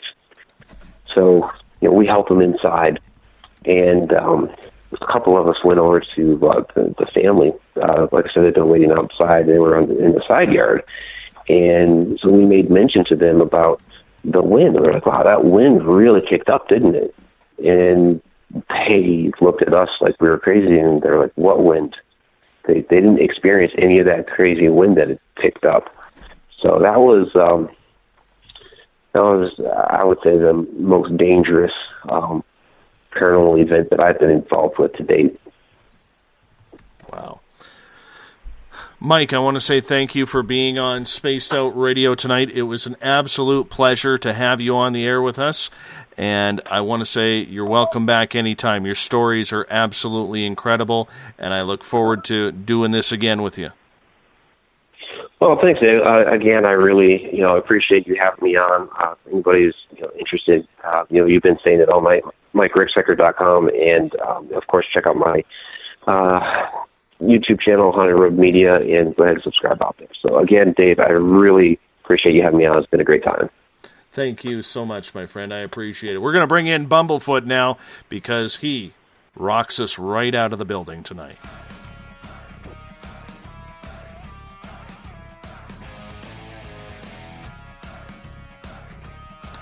Thanks so much to Mike Ricksecker. MikeRicksecker.com is his website, as we had a good night of paranormal talk tonight.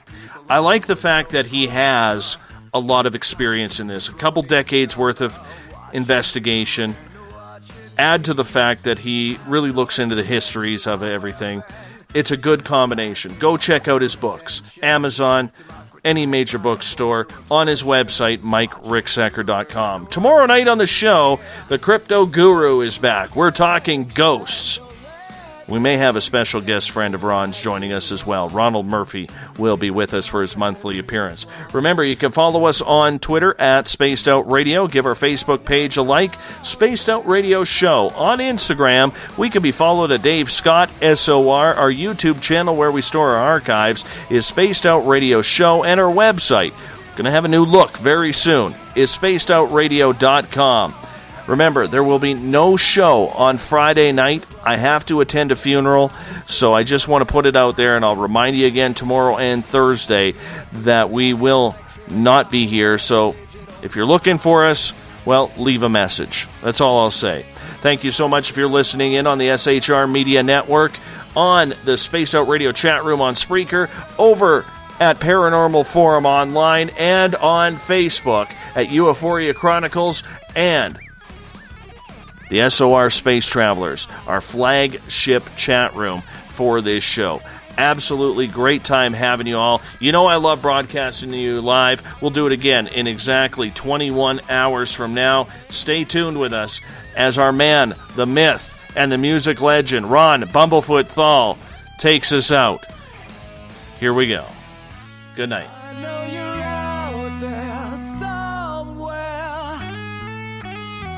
This is the new totalitarian state. 1,000 eyes are waiting for you to break. Stay in line, don't make a mistake. We're watching. We watched you